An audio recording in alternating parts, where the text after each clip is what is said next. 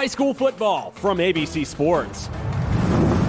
Tonight's game is brought to you by Doan Ford, West 40 Auto Sales, WB Green Insurance, Abel's Electric Heating and Cooling, Southeastern Med, Patrons Buckeye Mutual Insurance, Bethea Glass CPA, Valentine Insurance, Park National Bank, Y-City Auto Group, and the Rogers Company.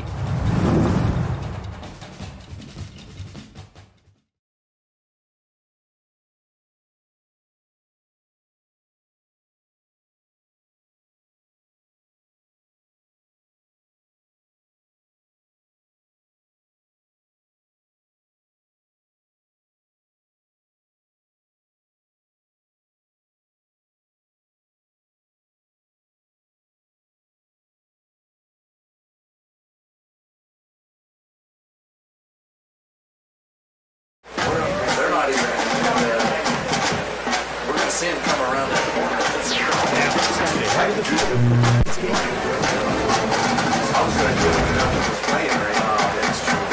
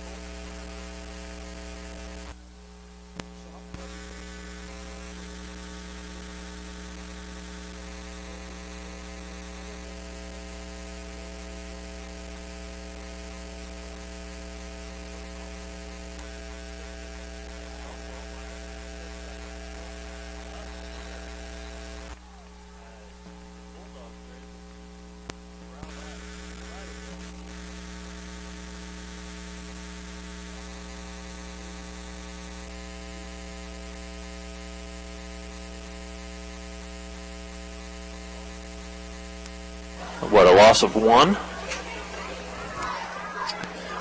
So up-tempo again here are the Muskies. So a little surprising to see this up-tempo not chewing the clock. As Morgan takes a snap, rolls left, throws long, nearly intercepted. Brandon Totten had his hands on that one and had a great opportunity to put the Bulldogs in great position here early on. Well, the pass was intended for Nathan Walker. The problem was that John Glenn rolling to his left, Morgan probably not able to, if he were rolling to his right. Excellent double coverage that time by Bloom-Carroll. And now, as you mentioned, Cam, you go quick tempo and you go quick and out, you've got some problems. All of a sudden, you're giving the ball back up in less than a minute of the first quarter. With an incomplete pass stopping the clock as well.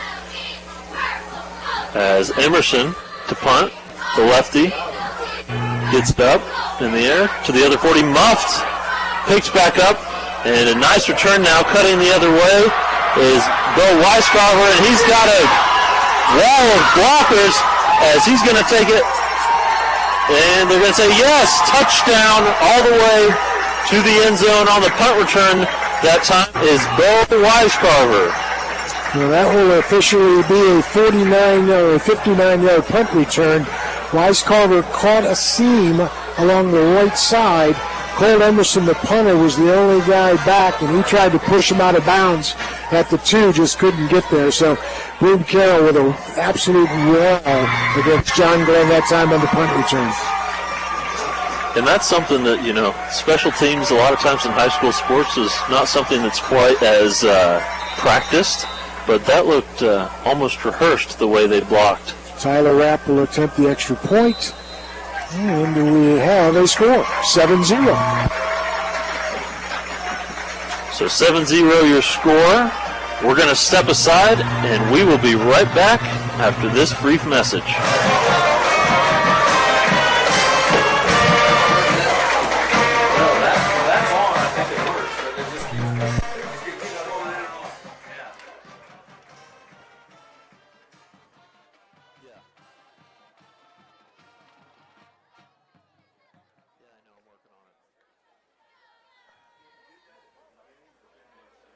Okay.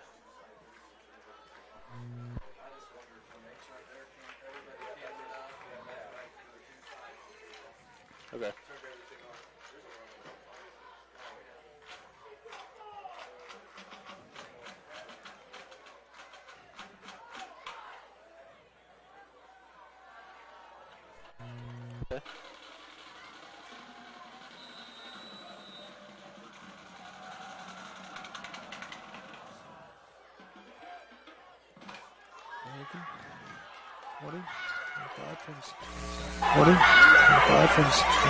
And we are back as John Glenn received a kickoff. Return that almost to the 30 that time was Wellmeyer.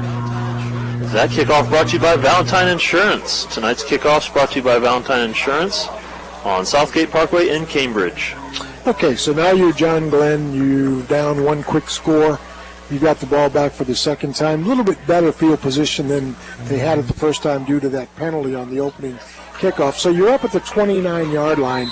Do you want to go up-tempo again, or do you want to still try to settle things down and run that clock as we thought maybe that we would see in the first drive? So Morgan now in the pistol, hands it off, and tackled for a 3-yard loss. That time was number 41. That's going to be Ryder Rock, the freshman. Chase Plants on the tackle that time for Bloom-Carroll. Stayed home on the left-hand side. John Glenn tried to run that jet sweep. Good job by Plants of recognition. Good film scouting. As Morgan in the pistol once again. Wellmeyer behind. Gets set, takes a snap, drops back to pass, looking right, throws deep down the right side. Nice catch, Colt Emerson. And he's going to take it all the way to midfield on that one. And that's the kind of plays we expect from Colt Emerson. Last year had a fantastic year at the wide receiver position. This year, you can tell he's put on quite a bit of muscle. And really a nice ball that time by the quarterback, Morgan. Morgan in the pistol. Wellmeyer behind. 2 receivers to the left. Handoff. Wellmeyer to the left. And he's going to get stopped just about the line of scrimmage, as this defensive interior for the Bulldogs is no joke. Yeah, they're very good. They've got some big dudes up there, too. Number 61, Luke-Carroll, 6'3" and 220, a senior. He's plug in the middle of there. But John Glenn choosing to run on first down, as they did the last time they had the ball. Now the decision will be, do you think you can get a few more to make it a third and manageable, or do you want to try and throw it? As a handoff to Wellmeyer again, and he's going to get just about 2 yards, maybe a yard and a half. And once again, that interior defense all over it. Now you're back in that position, if you're John Glenn, where you really don't want to be. Third down and 8. Bloom-Carroll, I'm sure, will probably rush the edges to try and put some pressure on Morgan. He does have a better ball when he rolls to his right, as evidenced by that throw to Emerson just a few plays ago. And he's got the twin wide receivers on his right side. As he takes the snap, drops back to pass. He's going to tuck it and run, and he's going to barely get past the line of scrimmage. And that's going to set up 4th down. Well, the good news for John Glenn is on that series is, are they going to go for it? I believe they are. I believe they are. So 4th down, and let's go, 7? Yeah. Just across midfield. Very interesting early on. As Morgan now maybe trying to draw him offside. If you take a delay of game penalty here, back yourself up 5 yards, you're not really hurting yourself too bad for a punt. So let's see if they're for real on this or no, I don't bluffing. think so. Play clock's down to 2 seconds. No, they're going to punt. And that's going to be a delay of game. They're going to bring out the punting unit, trying to get the Bulldogs to jump that time unsuccessfully. Well, I was going to go back to the drive that they put together. Not a bad drive. They had the big completion to Emerson. The one positive out of that is they got a first down.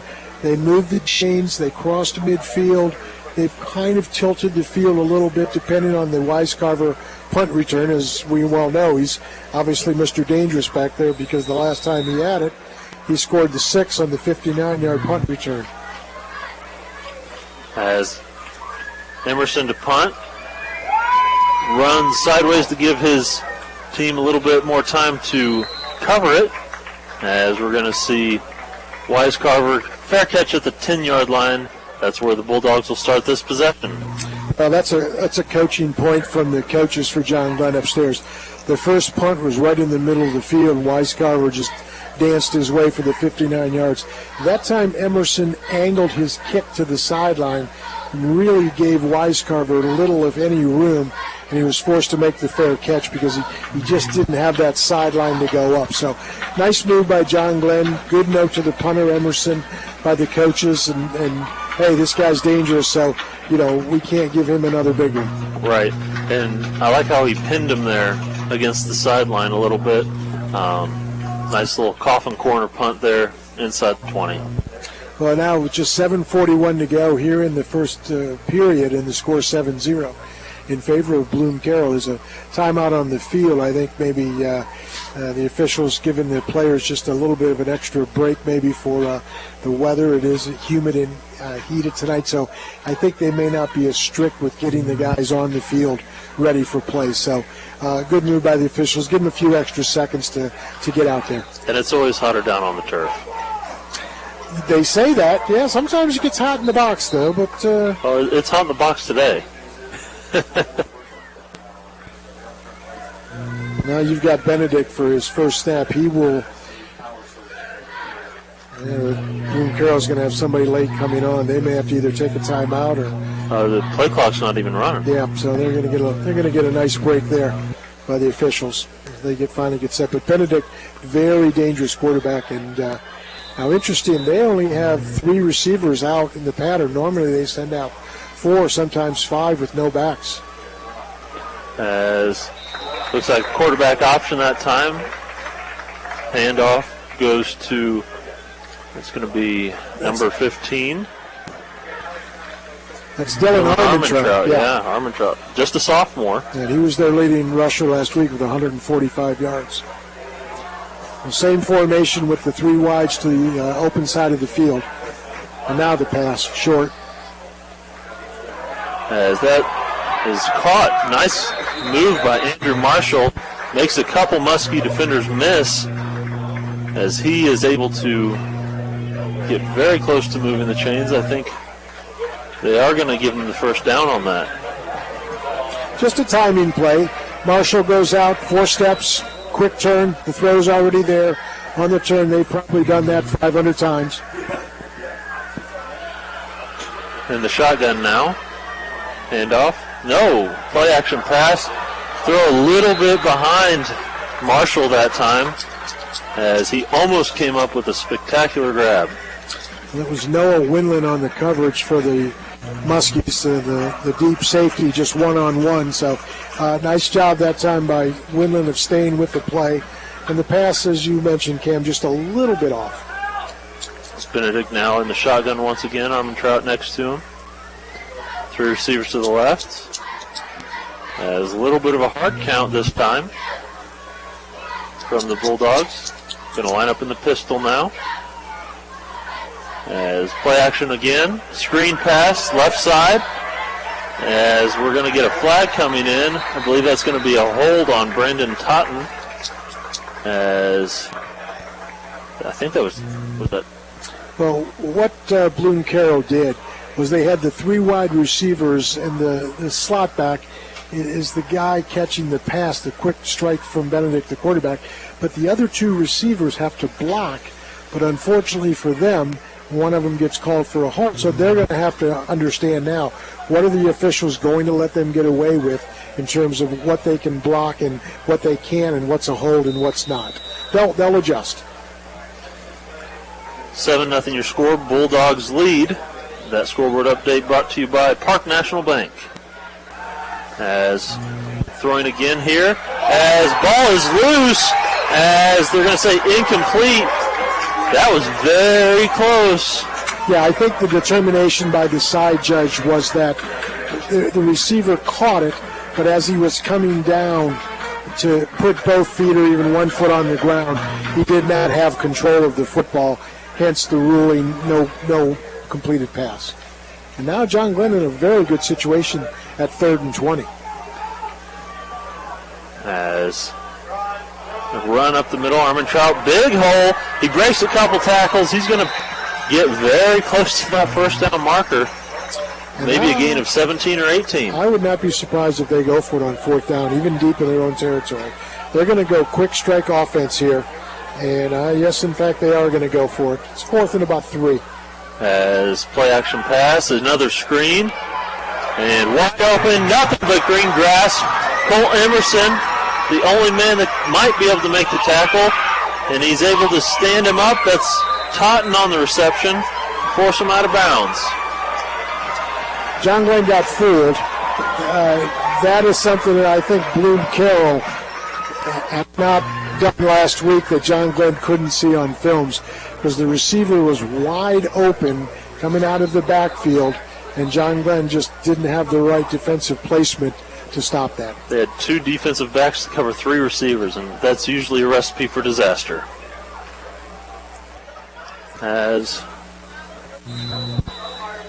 All right, now they're going to start the play clock, as we're going to see This Benedict, view was worth a hike. Right? handed out to Armentrout. Nice cut jump up the middle. I'm Cologar. Pulling a couple Muskies with him. Screening option for people 45 he plus picks up. average risk.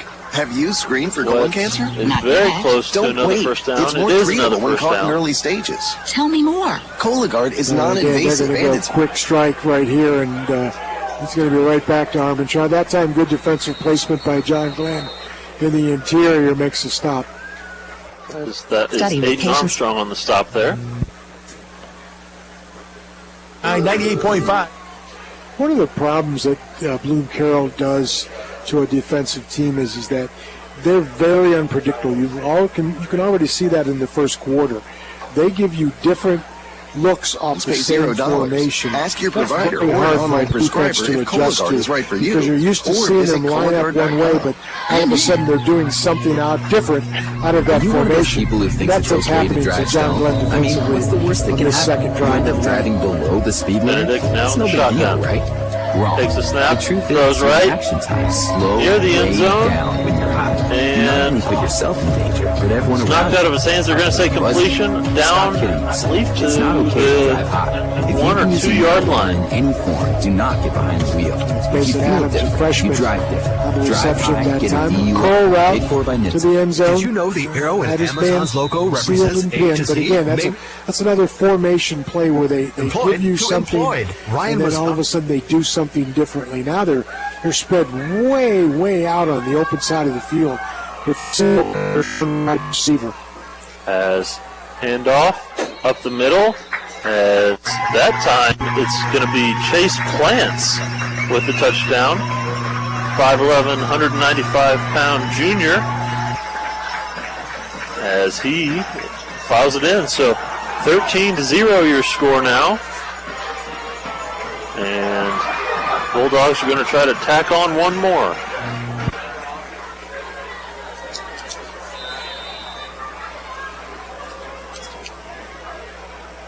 And snap. Kick is good. Making your score 14-0. The Bulldogs lead the Muskies here at John Glenn. That scoreboard update brought to you by Park National Bank. We're going to step aside for 30 seconds. We'll be right back after this. Do you really think that an insurance company who promises quotes in a few minutes has your best interest in mind? Do they really know you and what coverages you need?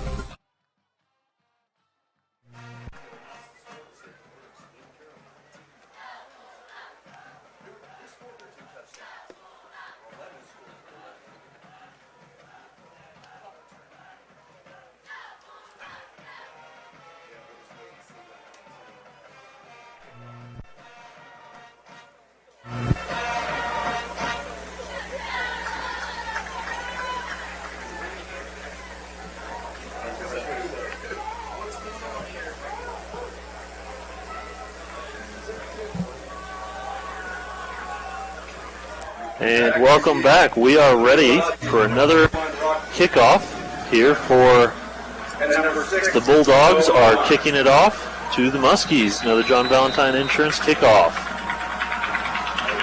As kicks it deep. As Wellmeyer gets it at the 10. Returns, cuts back, across the 25 out to the 26. Well, John Glenn, 2 possessions, 1 first down. They've tried to mix the run and the pass. At this point, down 14-0 here, 5:08 to go in the first quarter. My thinking is you've got to try and get something positive. You've got 2 choices. Hit a big play right away, which they did with Emerson a couple of plays ago, a couple of series ago, or just continue to try and grind it out. I wouldn't be surprised, too, if they start running Morgan, the quarterback, more, because Bloom-Carroll really does a nice job of identifying the ball carrier, and Morgan may have some opportunities to just take off. As we're going to see in the pistol now, as muffed snap that time, Noah Winland in a quarterback. Right. Yeah, and it was Winland a quarterback and Wellmeyer at the tailback, so Brad Morgan actually out of the game. Perhaps we will find out the other quarterback, Winland, may be either a better runner or a better passer. We'll find out. As Winland now in the pistol, throws, screen pass, nice move by Emerson, loses his footing, able to fall forward for a couple yards. And last year, when Brad Morgan got injured, Noah Winland came in and actually played very well in the playoffs. He looks like he's got a little bit of zip on the ball. He may be their better thrower, whereas Morgan, again, we don't know for sure. He may be the better athlete, both running and passing, but a little bit of zip that time by Winland on the ball. Wendland now in the pistol. Wellmeyer behind. Wendland drops back. Screen pass to Wellmeyer, and that is sniffed out right away. Big hit that time from Andrew Marshall. Well, formation-wise, John Glenn has been consistent with what they've got, and that's they're trying to just throw the little curls to their wide receiver, 2-3 step, and then curl and turn. But unfortunately, Bloom-Carroll has now recognized what they're doing, and they're right there. And John Glenn, not much opportunity. So another punting situation, and guess who's back deep? Weiscarver. I believe that's correct. And he is in the middle of the field. So let's see if Emerson can maybe angle another one to the sideline. I liked what Emerson did last time. A little rugby style, run sideways, give his team a little bit more time to get down for coverage. As Emerson kicks it, nearly blocked as it's heading towards the sideline. Big bounce as Weiscarver takes it at the 28, makes a couple guys miss. Good coverage that time, as coming in to finish it is Cameron Barnhouse. So a lot better coverage that time from the Muskies. Mm-hmm. Another job, a well-done job by Emerson of trying to angle the ball, and he got a nice favorable roll, so not terrible field position for Bloom-Carroll. They're at their own 39-yard line. Yeah, not terrible field position, but also from where the Muskies were, not terribly disappointed with that punt. As Benedict now in the shotgun, Armentrout to his left. And I think we're going to see a false start here. Yep, back him up 5, 1st and 15 now. Well, that won't make the coaches for Bloom-Carroll very happy, especially when you have illegal procedure on the first snap after you've just gotten the football back. That's the time you should be ready. And I think that's one of the things in film on Sunday that the coaches will, I'm sure, stress. As Benedict in the shotgun drops back. Under pressure, he's going to tuck it. Looks to throw. No, tucks it. Makes a couple guys miss. And gets out of bounds after about a 5-yard gain. Trying to do chase that time for John Glenn was Ethan Derwachter, but it was a mismatch. Ethan, a little bit more weight on him than Benedict, and Benedict much the quicker that time. Not quite as fleet of foot. Correct. I was just being kind to the young man. Yes. He's slower.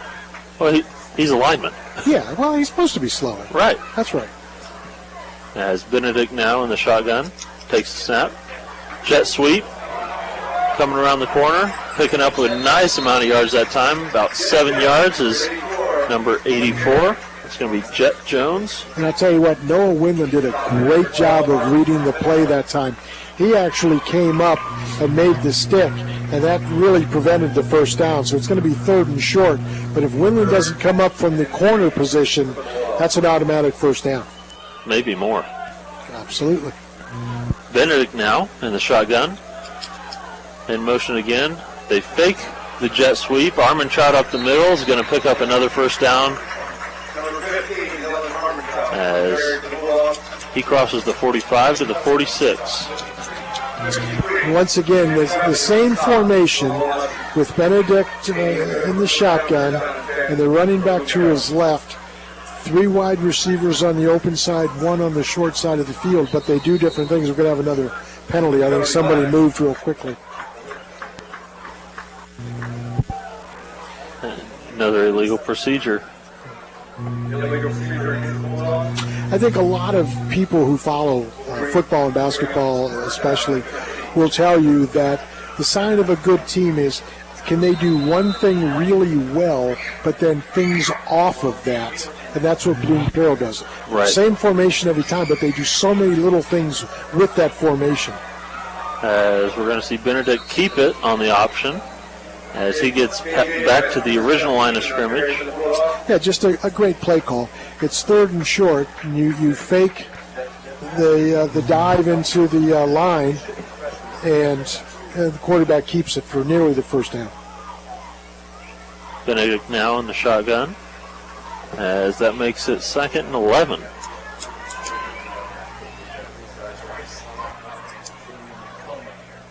Rolls to his right, looking deep. Good coverage, has a big hit out of bounds. Nice hit that time, Cameron Barnhouse. Well, there's a miscommunication that time with Jet Jones, the receiver. Jones was running the seam route, and Benedict was looking for him, but Jones didn't turn around. Had Jones turned around, that would have been good for 25 and beyond. Benedict just had to eat the ball because of Jones not understanding the play that time. And again, that's something that they will address in films on Sunday afternoon. And it's still week 2. That's correct. So They've got some things to work out. in the shotgun now, Benedict. Interception! Jumping up, taking it out of the air that time, Nathan Walker. Really a nice play. It looked like a little bit of a delay blitz from Walker. He comes in, jumps up, snags it out of the air. Benedict, instead of dropping back, because it was a long ball that was going to be, he was flashing some guys down the field, decided to step up in the pocket, and so there's no distance between him and the interior defensive lineman, so he's got to throw the ball almost straight, and hence the interception. Nice play defensively by the Muskies. As we're going to see another switch at quarterback as Morgan is back into the game now. Wellmeyer behind. As bouncing, snap, slant to Emerson, spins out of a tackle, inside the 30. He's going to be run out of bounds at the 29. So turning what could have been disastrous on that snap into a very positive play that time. Well, Emerson, to his credit, it's the same play with John Glenn, with just a little curl off their inside guy, their slot back, H-back, whatever term you want to use. But that time, Emerson was able to spin away, and that's strength. You had talked about that earlier, Cam. He's a stronger player than he was last year, and it showed off there. Morgan now in the pistol. And in motion. Takes the snap. Handoff right side, Wellmeyer. As he's going to lose yardage. He's going to lose 2 on the play. Sets up 2nd and 12. Yeah, that was a play for John Glenn that I think the coaches may have to stick in their back pocket, because the offensive line on the right side simply didn't block. And 3 Bloom-Carroll defenders on their defensive line able to come in and corral the ball carrier easily. As Morgan, the pistol once again. Pump fake short. Got him. Gets him to bite. Has a man deep inside the 10. Nice catch that time. Nathan Walker. Bo Weiscarver, the safety that time for Bloom-Carroll, I think lost a little bit of concentration. He was in no man's land, meaning he was between the linebacker and the safety, and his responsibility was that receiver. And I think he thought maybe he had help over the top from the safety or the linebacker in the drop, and he got neither, and he was totally confused. So excellent play that time by John Glenn. As John Glenn now. 1st and goal. Morgan takes a snap. Wellmeyer up the middle, makes a man miss inside the 5. His helmet pops off as he gets down to the 2-yard line. As that last play was a WB Green Insurance 1st down. Now that's a very determined play by John Glenn, and that's between the guard and the tackle. So it looks like they may have found something here, the Muskies, that maybe they can attack on the interior with the guard-tackle combination rather than try to go wide outside of the tackles. So let's see on this play. I mean, it's going to be 2nd down and goal from about the 3. And I've got a feeling that they're going to probably punch it up the middle maybe once, possibly twice. As Wellmeyer now out of the game. Bronson Bindle behind Morgan. Bindle with the carry. Gets stood up at the line of scrimmage. He hit the hole hard. I thought he was going to have a chance to get it in there, but he got stood up, and that will conclude the first quarter. Bulldogs lead the Muskies 14-0. We're going to step aside. When we come back, we'll have the second quarter. Don't go anywhere. Hi there, it's Bill Arnett with the City Tire Pros Scoreboard Show. Zanesville and Big Walnut 7-7. Bloom-Carroll now leading.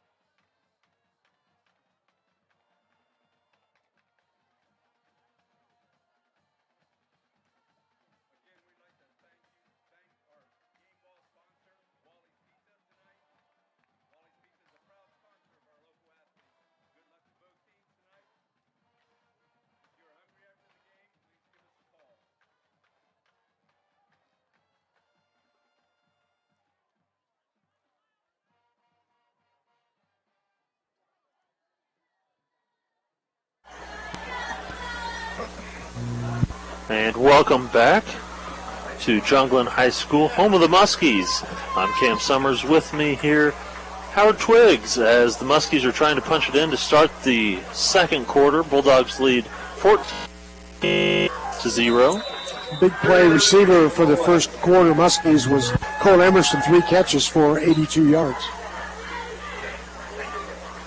You're listening on 107.9, 98.5 Nash Icon as Wellmeyer up the middle is going to punch it across.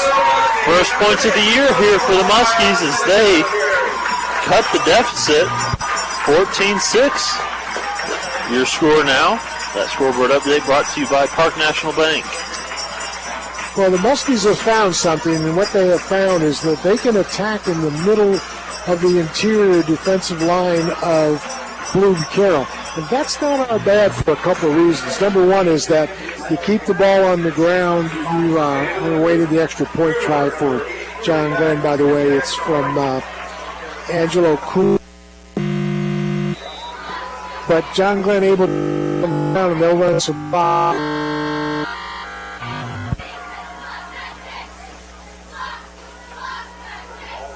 And the kick is up, and it is good. Angela Kumler, the girls' soccer team star, drills it. And she is now officially the second leading scorer on the team. You're right. Hey, stop the action right now and give her the award for being second leading scorer. It's only game 2. And as a soccer player, she has lots of experience, obviously very good at kicking soccer balls. Right there we see nice kick there through the uprights. Let's take a quick look while we have a second at some first quarter numbers. For Bloom-Carroll, they ran the ball for 66 yards. Benedict was 357 yards, 123 yards of offense for Bloom-Carroll. John Glenn, not taking the rushing touchdown a moment ago, just 1 yard on the ground, but 4 of 5 for 65 yards, 64 yards of offense for John Glenn in the first quarter. The guy for Bloom-Carroll on the ground was Dylan Armentrout, 4 carries for 41 yards. KJ Benedict, the quarterback, 3 carries for 16. And for John Glenn, Wellmeyer, 6 carries for 8 yards. And now Emerson to kick off. Another Valentine Insurance kickoff as he boots a bomb, as that's going to be a touchback. That was a really nice kickoff. Absolutely. Now, what we've got is it's 14-7 as we begin the second period here in just a moment or two, but perhaps a little bit of a momentum shift. Bloom-Carroll, I think, in that first 2 or 3 series, had it their own way. I think they honestly, it looked to me like they got a little lackadaisical. This game's over, this game's in the bag, and teams will do that. And I think John Glenn responded nicely. So Bloom-Carroll's going to have to go back and regroup and say, hey, we've got a football game here.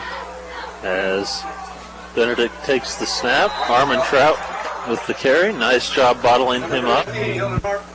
Now for Bloom-Carroll to respond after giving the score to John Glenn, making it 14-7, they will most likely, in my opinion, now say, okay, let's get back to basics here. Let's get back to fundamentals. Let's run the ball a little bit. Let's put out a nice drive and try to hammer these guys on the inside. As Armentrout has another carry up the middle, but a flag comes in. As it's going to be a penalty on the Muskies, or a warning, a sideline warning on the Muskies. So that sets up, should be 3rd and 6. As making a man miss that time is Brandon Totten on the catch. As he makes a man miss, picks up another first down for the Bulldogs.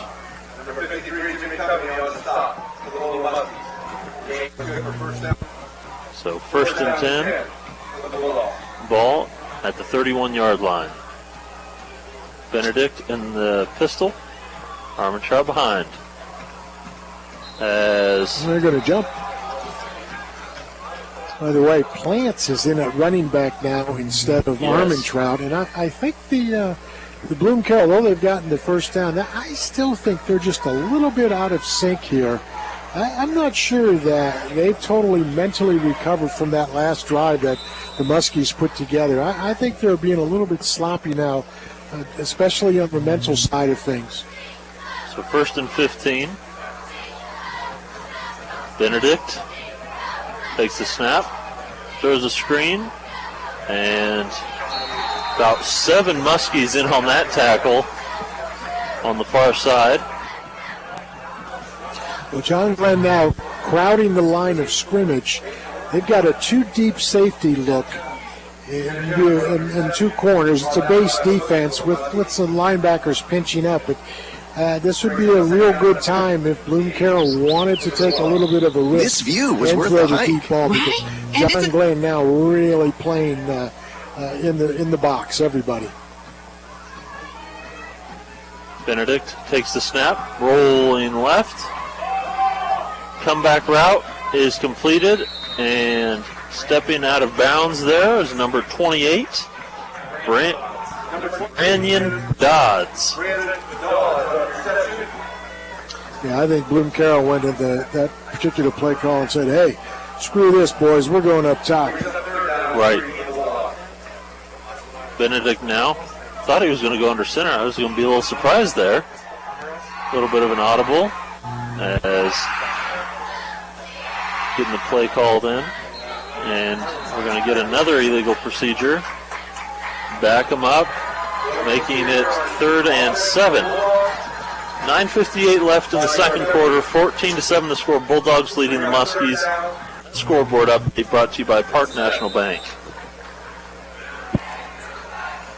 And I don't know about you, but it's nice to have student sections back, and you can hear them in the bands. Yeah, it makes it feel like it's truly football again. Benedict takes the snap, pump fake short, and a hitch and go, incomplete, overthrows his intended to receive it. Brandon Dodds. It was Ian Glob on the coverage, single coverage that time. The stop and go that time for Bloom-Carroll. First time we've actually seen that play. And to John Glenn, the ball was a little bit overthrown, but to John Glenn's credit, Glob with good coverage out there. Excellent recognition of what the play was going to be about, that, hey, my man's going to stop and then sprint, and he was right with him the whole way. And now we're going to force a punt. Emerson, rugby-style punt, caught at the 45, and nice tackle that time by the Muskies. As Weiscarver dropped down after just a couple yards. Very good special teams, and that was set up by the hang time by Emerson. He didn't kick it to the sideline as he's done the last 3 or 4 times after the opening punt return early in the football game. That time, however, was a nice high punt, and the coverage team able to get down for the Muskies and do a nice job. So now, Bulldogs starting at their own 46. Let's see if the Muskies can put together another nice defensive series here. I'm going to have Armentrout back in the game next to Benedict. As two receivers on each side. Receiver in motion. As play action. Benedict goes back. Walker drops him for a sack. Big loss that time. That's a loss of almost, 15 yards? Yeah, I'll tell you what, too, is, the first 4 or 5 minutes of this football game, Bloom-Carroll just owned John Glenn. Yeah. It was 14-0, and we're thinking, wow. But John Glenn has really come back nicely and managing to hang on. We're just down 14-7. They've made some good plays here to try and keep Bloom-Carroll's big strike offense. As another play action, as getting a nice screen pass, big hit applied that time by Emerson, as that's going to be Totten on the reception. Nice block that time by Dobbs, Brandon Dobbs. It's a similar play to what they ran on the first series of the game, where the inside wide receivers, the slot receiver, blocks the outside cornerback, and that frees up the outside receiver to come back to the ball and make a catch. As getting in, almost taking down Benedict, and now able to get him to the ground. Number 55, Gunnar Fox.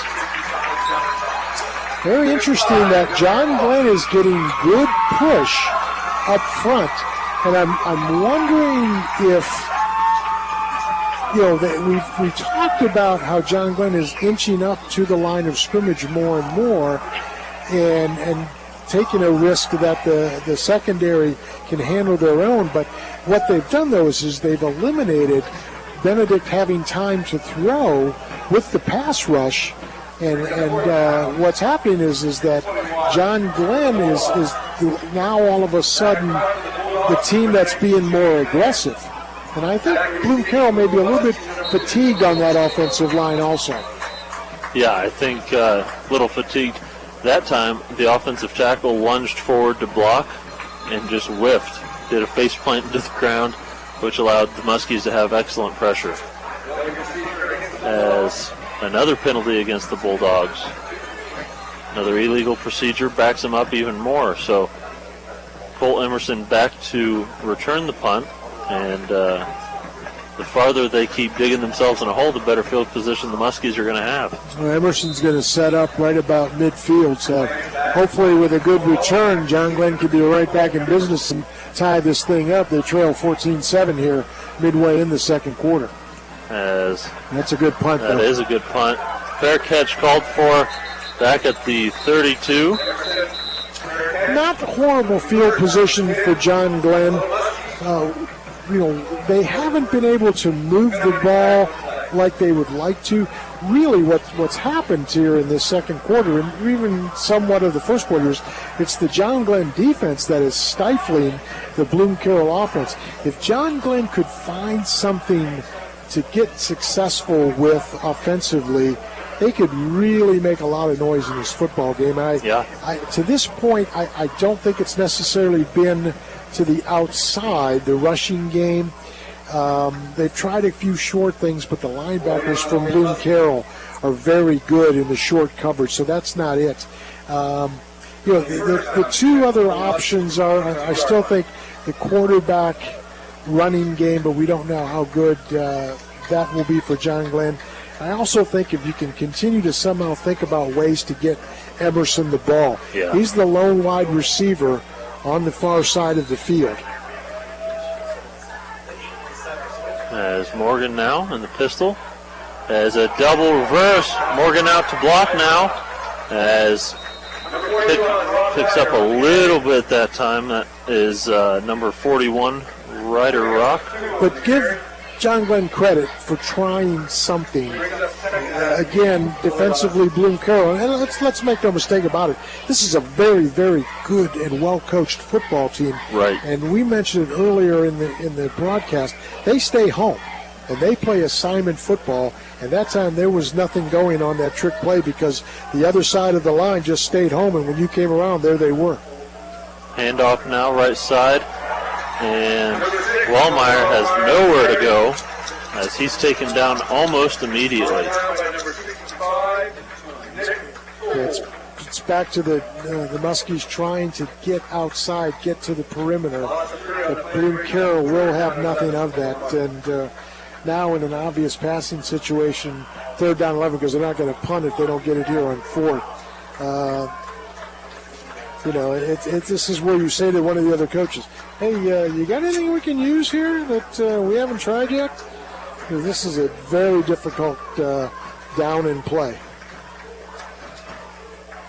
Taking the snap, Morgan, pump fake, screen back the other side, Wellmeyer breaks the tackle, can't break 2, as a big hit that time, number 55, Alex Sherrod on the hit. Well, for Bloom-Carroll, they're going to get the football back. Decent field position because Weiscarver's setting up at about his own 40, 45-yard line. And I think for John Glenn, whatever adjustments they make, and I think the couple that I see are really crowding that line of scrimmage. If they continue to do that, it's going to put Bloom-Carroll in a position where those coaches are really going to have to say something at halftime about, hey, we've got to try something different. If the score remains the same with 4-11, it's very possible if Muskies can hold them here. As an absolute bomb of a punt that time from Emerson as it bounces down to the 30. Landed inside the 30 in the air, had a little backspin on it. And you don't want to necessarily overestimate the importance of a particular drive, but with 3:59 to go in the second and Bloom-Carroll with the football and up 14-7, I think to this point of the football game, this is probably the most important drive of the night. Because if Bloom-Carroll goes down and scores 21-7, and and they get the ball at the end of the half. But if John Glenn can hold them, even if they don't go in for this tying score here in the second quarter, to be only down 14-7 with what they had to endure in the first quarter, this is just a totally very important drive for both teams. Well, it's a completely different team, I feel like, than the first couple drives that we saw with these Muskies. Emerson single high safety, everybody else crowding up. As handoff. Yep, there it is. Just the crashing linebacker for John Glenn. Walker. Yep, that's Nathan Walker unblocked, and Bloom-Carroll has not figured out how to stop that edge rusher from John Glenn. Nathan Walker just walked into the backfield. The left tackle for Bloom-Carroll is, I think he's got an assignment in his mind for somewhere else. Now in the shotgun, Benedict. Handoff, right side, once again. And good stop. That's going to be number 19, Plants, on the handoff. So Plants back into the game for Armin Trout. As Barnhouse makes another tackle. He's had quite a few stops from the linebacker position this evening. And I know last year, the Muskie defense, when they finally came into their own at the end of the season, they were fantastic. They played very well in the last quarter and a half. Benedict rolls left. Nothing there. He's going to try to run for it. Has to run out of bounds. That's going to set up a 4th down. Now, what happened was John Glenn had great defense on the top side, and Benedict, as he kept rolling and rolling and rolling to the sideline, just had no room. So he cut his field from about 20 to 25 yards of throwing room down to about 5, and there's just no lane to throw because of the John Glenn defense and the pursuit on Benedict. Right. Boy, what a great series that's on for John Glenn. Now, if Emerson can get a good punt return and knock this puppy in and make it 14-14. 2:42 left in the first half. Plants back to kick. And nice punt this time. Lands at the 20 and rolls back. Might get all the way to the end zone. And they're going to down it at the 1 yard line. Wow. Well, the good news is for John Glenn, you may go into the locker room down 14-7 after being down 14-0 early. Yeah. The bad news is you may not be able to tie this thing up at the end of the half with 2:30 to go. Yeah, you might want to be very careful. On the other side of that coin, though, is I believe Bloom-Carroll has all 3 timeouts. And if that's the case, then John Glenn's going to have to be just a little bit creative. I don't think you can run 3 straight smashes because Bloom-Carroll will stop the clock each time.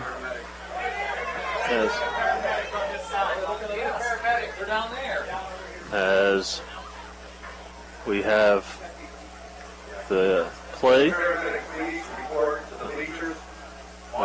Have the play getting ready to start. 2:30 left, 1st and 10. Well, John Glenn, like I say, they're going to have to try and run this clock out with Bloom-Carroll, most likely stopping the clock on each play. I don't think they can take a chance. Yeah, they're going to get 5 yards. I think they're going to get a neutral zone infraction on the Bulldogs. That'll help a little bit. Yeah. Because you got to think Bloom-Carroll may be thinking, pin the ears back here, try to get 2 more. Absolutely. All right, so now it's 1st and 5, and that's a break. Yeah, 1st and 5 from the 6. Yeah, feels a whole lot better than 1st and 10 from the 1. Yep, they've got Emerson out wide and Walker. So 2 men in the pattern. As quarterback draw up the middle, Morgan. Yeah, it's the first time we've really seen that. I think they have to do more of that. I think that, as we pointed out earlier, I think he could be a key factor in this game because I don't think you're going to do much on the perimeter. I think they're really going to key on Emerson in the passing game. I think if Morgan can get some runs, I think that will help John Glenn in the second half. And by the way, it's 1st and 10, so they may be able to stem the tide and be down just 14-7. As screen pass skipped over off the ground. That's a tough play because, again, as we pointed out earlier in the broadcast, when you're throwing to the other side of the field as a right-hander, that's a long throw, especially at the high school level. Yeah. And then you've got their secondary guys just waiting. If that ball hadn't have bounced in there, it might have been picked for 6. So a fortuitous bounce for the Muskies, even though it was incomplete. Morgan now in the pistol. Takes a snap, handoff up the middle. Big hole. Wellmeyer spins across the 20, out to the 23. You know, it wouldn't surprise me. One of the adjustments of the second half for John Glenn on the offensive side is to try and run the ball. Not necessarily on the outside, but the term goes smash mouth football. Yeah. Just run between the center and the guard or the guard and the tackle and just go right at them. Morgan now in the pistol. Wellmeyer behind. And fumble by Wellmeyer. Is he able to fall on it? And yes, he is able to fall on it. Another fortunate bounce. Yeah, that would have been the first turnover of the game. So fortunately for John Glenn, they're able to keep it. However, the clock is moving. John Glenn has 2 timeouts left, but I really doubt, unless they get a big play, that they're going to really use them. I think they're going to be very happy to go into the locker room 14-7. Nope, they're going to try it. As Morgan is going to get sacked. Now I think you're going to see Bloom-Carroll take the timeout. They are not. Did you find that interesting, Cam? I do. I find that very interesting. I'd think... why would you take those 3 timeouts into the locker room when you could get the ball back with maybe a minute to go? And a lethal punt returner. Oh, very... hey, I'm not the coach. I don't know. It's a good thing I'm not a fan. I'd be yelling out there at the coach. As Muskies seem to be perfectly content. Yeah, why not? Yeah. This is really a gift. It is. I'm not going to criticize coaches, but I'm very surprised that a veteran staff wouldn't try to get the ball back with a minute to go in the half. As looks like the Muskies will take a timeout before the play clock expires. 15 seconds left. Well, okay, you've got 3rd and 18. Let's just go inside the huddle for a second if we could, Cam. Yeah. You've got 3rd and 18 for John Glenn, deep in your own territory, with 15 seconds to go in the game. What are you going to draw up? I mean, with 15 seconds left to go in the half, Some kind of trick play? maybe I'm just trying to run a bunch of time, so Yeah, I mean, so that they not lose yardage. So, but the way that these linebackers are playing, they're closing fast. Yeah. So you want to run it, yeah, I think. but you don't. Not to the outside. No, I mean, I'm just wondering what play they're going to come up with. Yeah. With 15 seconds to go in the half that doesn't resemble something like the Three Stooges. Where you fake the handoff to you and you go deep there and you throw it back there. I'm just handing it off to Wellmeyer up the middle and saying, hey, just run hard. We burned a timeout because we had one. Okay. So I think Bloom-Carroll now says, maybe they've got something here, so let's take a timeout. And let's make sure that our guys really know that they're going to try something really tricky here with 15 seconds to go and the ball at, about their 17, 15-yard line? Yeah. Somewhere around there? Well, that's why they save their timeouts. Exactly. Absolutely. We just don't understand. No, we ain't. What do we know? What do we know? So I'm very anxious to see what kind of play John Glenn dreams of. Once again, scoreboard updates brought to you by Park National Bank. And scoreboard reads Bulldogs 14, Muskies 7. It's 3rd and 18, 15 seconds left in the second quarter. Muskies have the ball. Three safety look for Bloom-Carroll and 2 corners, 2 linebackers. Little prevent defense. Morgan in the shotgun. Takes a snap. And a quarterback draw. Makes a man miss. And he's going to get taken down for a loss. As the game clock is going to wind down. Yep. There's a flag now. I wonder if that's a late hit on somebody. It's going to be unsportsmanlike conduct on somebody. I think maybe a little bit too physical out there by one of the Bloom-Carroll defenders. So John Glenn may have another play, an untimed down. And unsportsmanlike conduct. Yep. It is on Bloom-Carroll.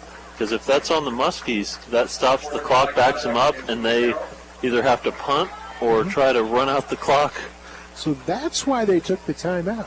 Now we get it. They took the timeout figuring, hey, maybe we'll get a cheap penalty and get an extra 15 yards. And back. Yeah. Now they're up to 27? Yeah. All right. Okay, what else do they have in the bag of tricks? With 3 seconds left. Yeah. Now, whoever the guy is that had to take the cheap shot, he's probably not happy, but, Yeah. he took one for the team, right? Especially if they score.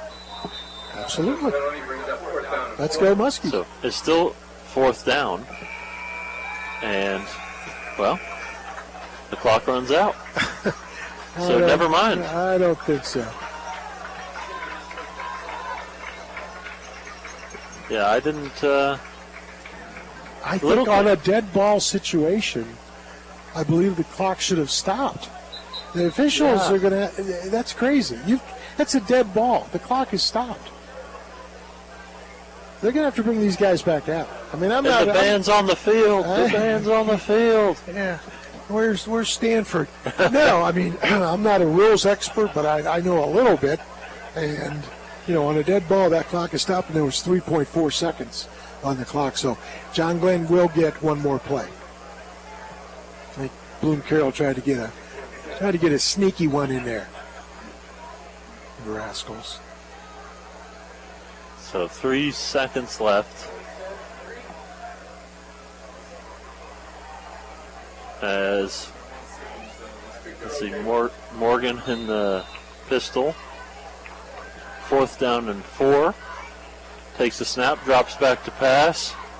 And time runs out. He's sacked. The clock ran out on Mr. Morgan. And could have been a fumble. Right, but I'll tell you what, Cam, I know we'll get into it in a little bit. Really good comeback by John Glenn. Oh, yeah. I mean, they look beat when it was 14-0, and Bloom-Carroll had the look and the walk of somebody like, hey, this game's over. I think John Glenn punched him right in the helmet, and give credit to the Muskies and their coaches. Yeah, definitely give credit to the Muskies and their coaches. Great job coming out, especially that second quarter after punching it in, not giving up any more scores to the Bulldogs. So when we come back from our break, we will have our Wise City Auto Detail halftime report. We'll be right back after.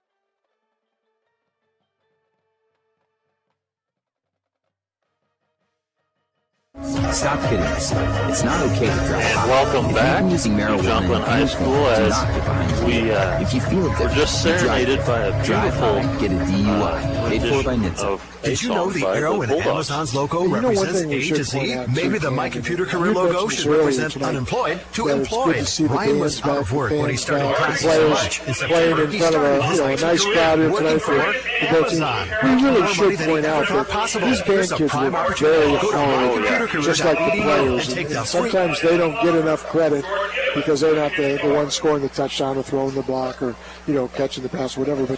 But we really should acknowledge both bands. And it was a great job by Bloom-Carroll, and I'm sure John Glenn coming up here in just a second will be just as fine. So congratulations to both bands. But let's go to the numbers. How about that? That sounds great.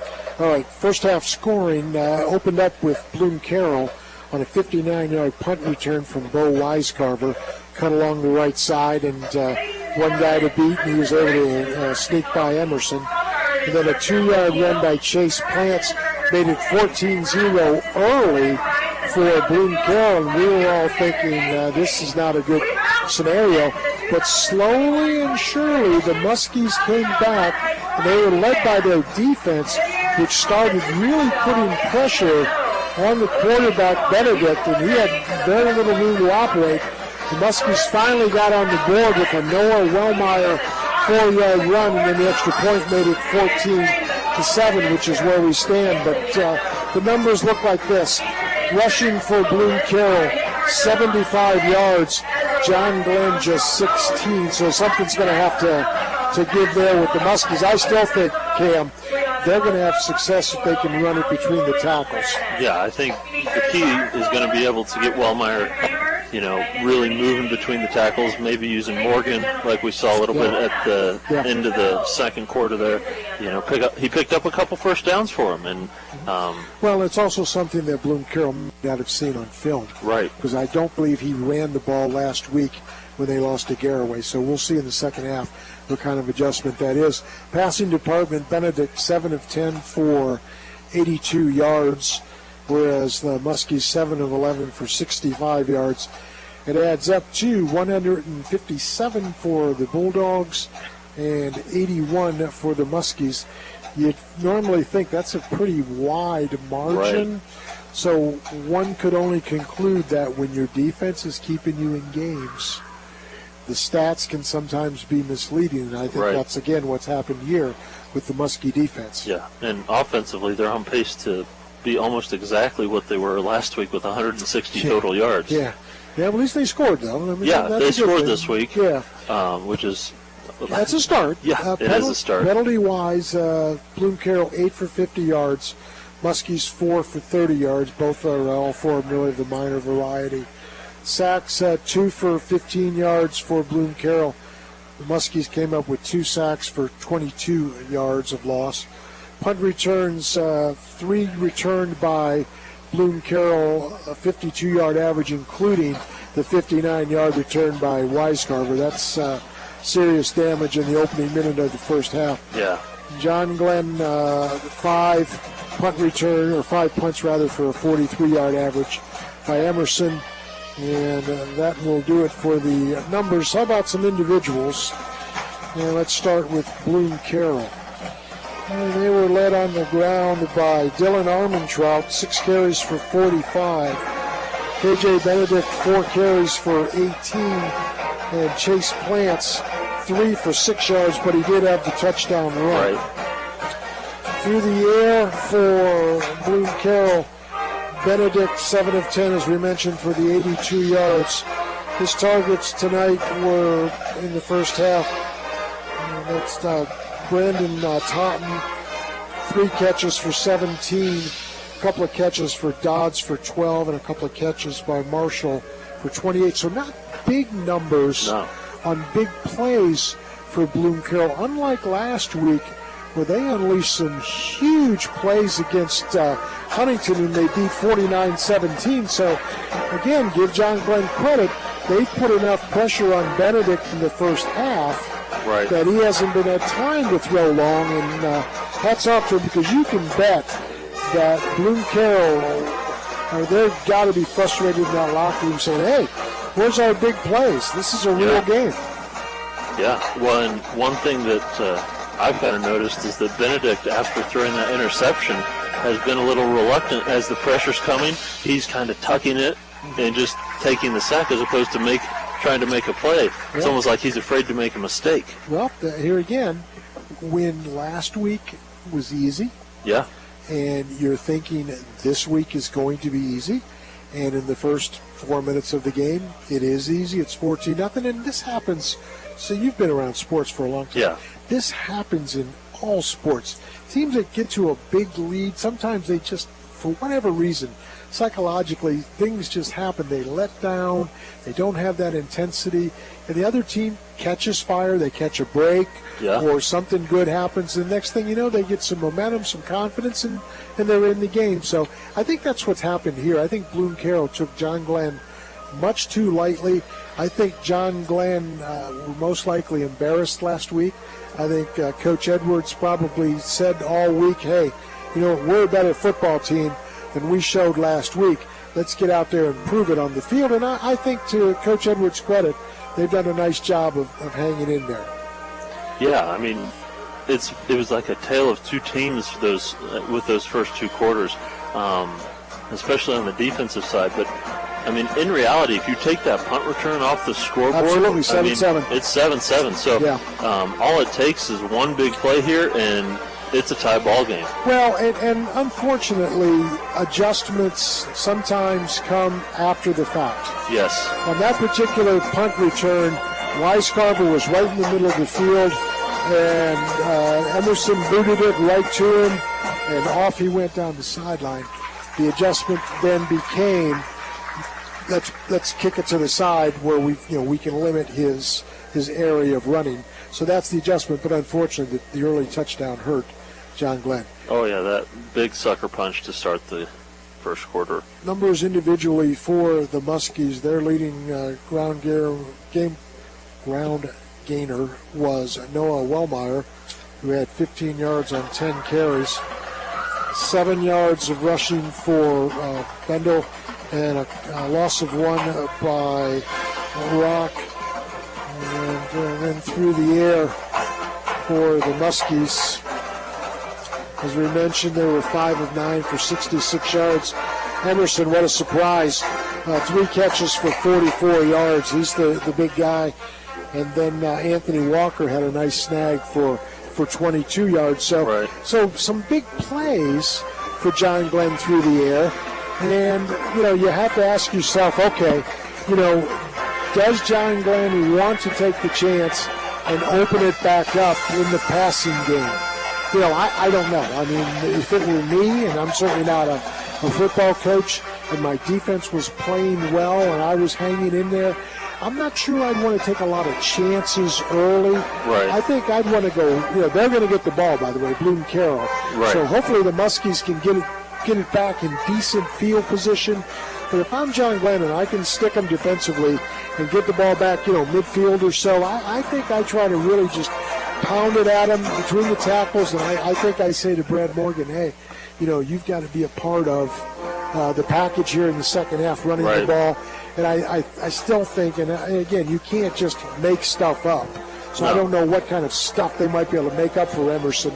But he's clearly one of the better athletes on the field for both teams. Right. So I'm wondering, what kind of adjustments can they make to possibly get Emerson the football in situations where he can be isolated, besides in the passing game. Again, I don't know if he runs the ball or not, or even on a jet sweep. I don't know. Right. Well, dynamic playmakers. I mean, he's also their punt returner. Right. So and he plays a good corner as well. He does. So, you just got to get it in his hands. Whether it's a jet sweep, whether it's a screen, whether it's a slant. The deep ball is being double teamed now. Right. So absolutely. We saw that Bloom-Carroll goes, hey, stop that number 2. And which was good to see, though, that they did throw the 22-yard out to Walker. Right. That they did recognize that the coaches upstairs saying, hey, Emerson's getting double-teamed every play. We've got to look at somebody else, because there should be a little bit of a mismatch if that you've got a double team on Emerson, somebody's going to have single coverage. Right. But that happened to be Walker. So, again, I'm hoping somehow Emerson can come up with something. Yeah. And maybe make something happen. So, John Glenn is not in bad shape. Down 14-7 with a whole half to play, and really some of the adjustments they made, I think. Especially on the defensive side. Absolutely. So, absolutely. And this halftime report tonight brought to you by Y-City Auto Detail in Zanesville. Also want to give some of our other sponsors a shout out. Tonight, Valentine Insurance, Stone Ford, Patrons Buckeye Mutual Insurance Company, WB Green Insurance, Abel's Heating and Cooling, West 40 Auto Sales, Southeastern Med, Rogers Company, Park National Bank. And once again, this halftime report is brought to you by Y-City Auto Detail in Zanesville. So big thank you to all our sponsors, especially Y-City Auto Detail in Zanesville for sponsoring our halftime show. We're going to step aside for another quick break, and when we come back, we will be ready to start the second half. Don't go anywhere.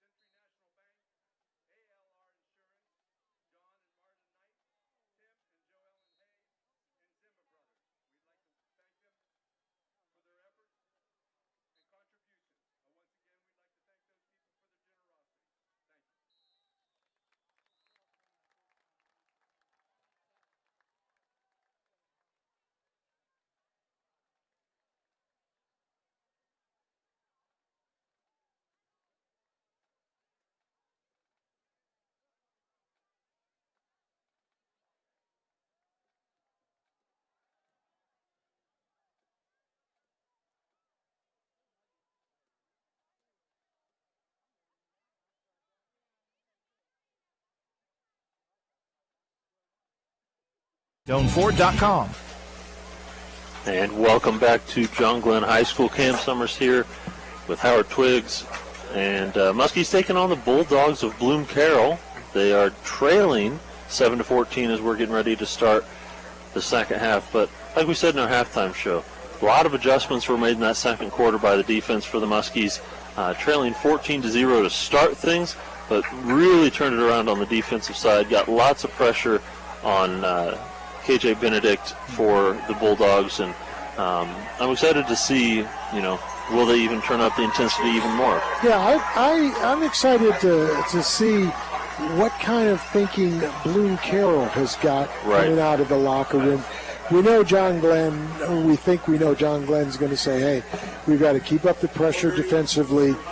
We've got to somehow get Emerson the ball a little bit more. We've got to continue, I think, to run the football maybe between the tackles. We can't get much wide outside. We can still try, but, if you're going 3 and out, that's not going to be successful. Right. I think Bloom-Carroll, the situation for them is all of a sudden they have to be wondering, as coaches going into that halftime break, is, okay, they have really given us a stern test. What do we want to do? They're a quick strike offense, but they were anything but a quick strike offense in that second quarter and a little bit of the end of the first quarter. So I'm wondering, do they go back to the long ball, and if John Glenn keeps the pressure on and knocks Benedict around, you could have something very interesting for Bloom-Carroll to think about. Or do they get conservative, throw the short stuff, run the football with Armand Trout, and really try to be a conservative approach and wear John Glenn down a little bit? Yeah, it's going to be interesting to see their offensive strategy as we're getting ready for another Valentine Insurance kickoff. Valentine Insurance on Southgate Parkway in Cambridge.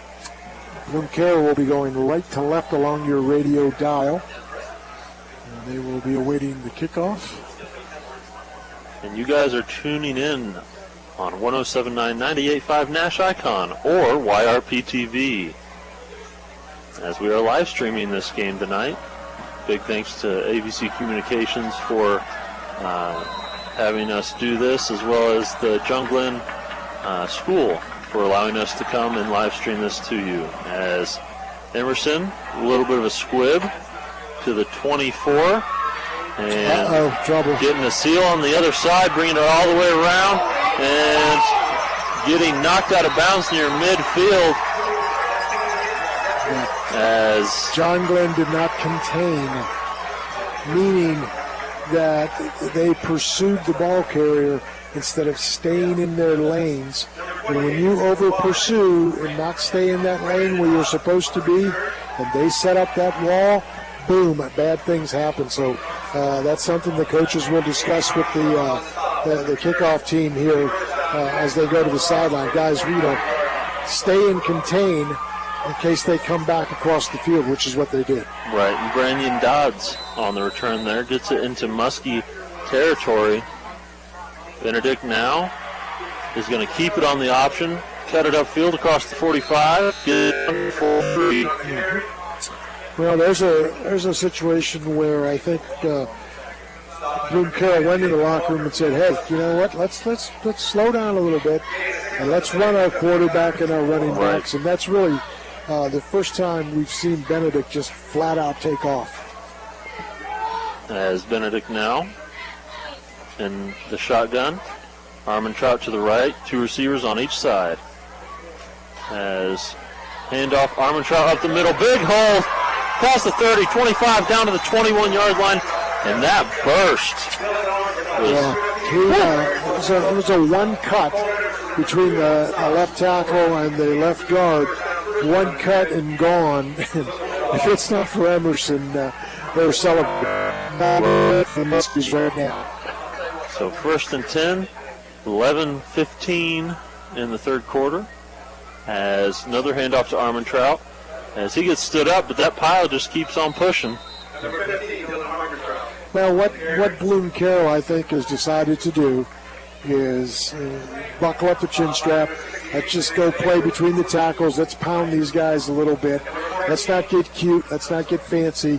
And a sign of a good football team is, can you play any particular style that the defense presents your problems with? The defense presented problems for Bloom-Carroll, and I think they're going to say, hey, we're going to take it easy and go the slow way. Benedict hands it off to Armentrout up the middle again. So he gets inside the 15. And I think that's a good move by the Bloom-Carroll coaching staff. And, why not? You've got a very good football team. You were really tested in the first half. And let's come out in the second half. I mean, they've gotten a couple of big plays, that kickoff return most notably. But they're pounding the ball right now, and I don't think they're going to stop. No, I don't either. And, I mean, we saw the amount of rushing yards given up by John Glenn last week. That was where they struggled. Yeah. And you got to think Bloom-Carroll saw the same thing. As a jet sweep this time, as that's going to be Wisecarver. And so Emerson on the tackle, so that makes it 4th down and 3. Yeah, and 2 big boys just entered the lineup for Bloom-Carroll. You see the 2 huge guys coming in the goal line offense? Let's see, 76 and 75. And look out, they're on the right side. It's going to be a field goal attempt, actually. 76 is 6'7", 277. Yeah, and here's your field goal attempt. It is up and no good. Wow, what a big stand by the Muskies. So, now, here is a huge sign of respect. Yeah. You remember early in the game when Bloom-Carroll had it in their own territory, they went for it on 4th down? Right. And I think they made it. But the bigger point was, hey, John Glenn, you're nothing to us. Right. We're going for it on 4th down at our own 25-yard line.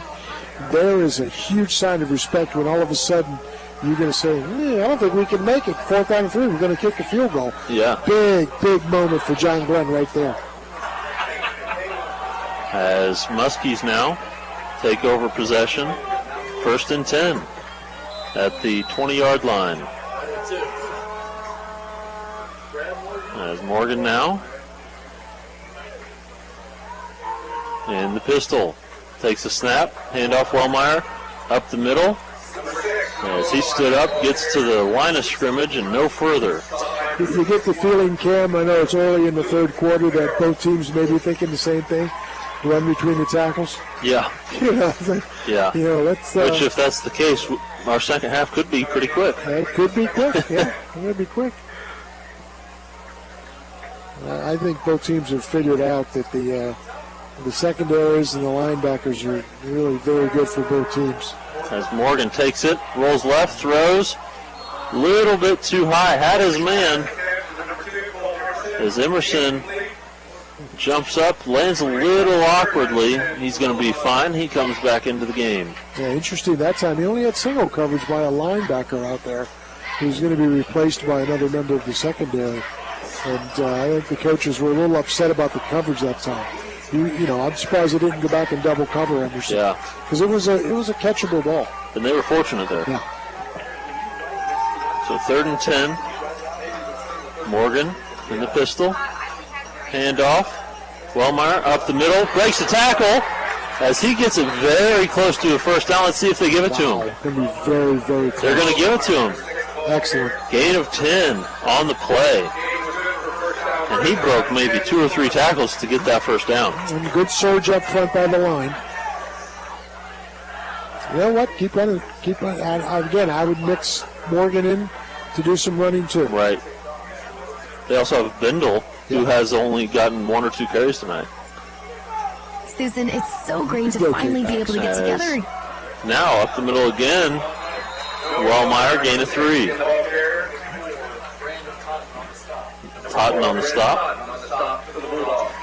So if you're going to continue to gain, 3 to 5 yards. Well, you know what, John? I think John Glenn found this for themselves probably at that middle of the second quarter, that they had opportunities in the interior running game. Right? Why not? Keep doing it. Right. Mix in the pass a little bit. And I still think Morgan's got to take off once or twice. As screen to Emerson on the outside, as he is smothered out of bounds. Nobody was able to take him down. Yeah, but dangerous pass again. Right. When you're throwing across the field, that ball has to travel quite a bit. Right. And they've got some good coverage guys out there, especially knowing where Emerson is. That's a risky play, and now all of a sudden you've got 3rd and 8. I mean, you mix it up because you pass on 2nd down, but now you're in a passing situation. And in that situation, maybe move Emerson to the slot, make it a little bit of an easier throw as they hand it off up the middle. And Wellmeyer gets stuffed at the line of scrimmage.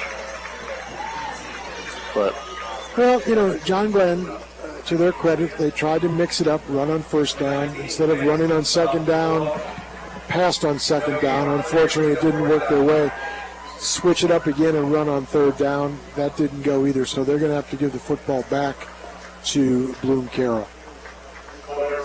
As Emerson back to punt again. Both punters getting quite a bit of work tonight, which is a testament to pretty good defense. As Bo Weiscarver back. Bad snap.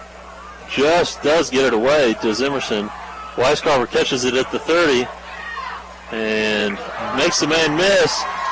And another nice spin move as he's going to take it for 12, but not for lack of effort. Well, this is the second possession for Bloom-Carroll of this third quarter, up 14-7, 6:48. Last time they had the ball, they ran it down, had to settle for a field goal try, didn't convert it. John Glenn took over. Let's see if the Muskies can get another stop by, again, pressuring Benedict, who I don't think likes pressure in his face. Yeah, I would agree with that. So back in the shotgun once again, Harmon Trout to his right. Handoff up no, play action. Fooled me. Completes a pass across midfield for a first down. Yeah, that's a route by Dodds. It's just a little little curl route. You go down about 7 or 8 yards, and, square in, timing pattern, and that's something that we'd mentioned that early in the first quarter. They've worked on so much, and that's one of their patented plays that I'm sure the coaches said, we're going to run that early in the second half.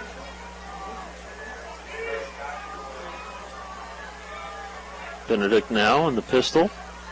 Takes the snap. And does hand it off that time to Armin Trout. Baker Stillwell last time had to pause for a second, make sure he actually got rid of that. As nice stop there by the Muskies for what goes as no gain, maybe even a little bit of a loss.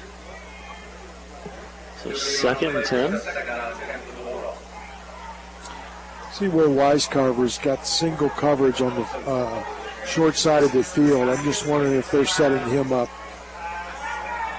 As they are. Benedict throws and completes it to the ball boy. Yeah. Well, that was a play you saw coming. It's flagged, by the way, but you see possibly their best receiver, Wisecarver, on the short side of the field. Right. Single coverage, and he goes down and does a sprint. Unfortunately for him, Benedict just didn't deliver a good ball. Otherwise, they've got a big completion, and I'm sure that they're good buddies, and Wisecarver said something in the huddle like, hey, no problem, we'll get the next one. As it is a penalty against the Bulldogs that has been declined, so had it been a completed reception, wouldn't have counted anyway. So it's up 3rd and 10. Now where's Wisecarver? He's going to be in that same formation, isn't he? He's bringing in the play. Okay, they're going to go 4 wide, Wisecarver in the slot on the short side of the field. He may be a little curl route. So 3rd and 10.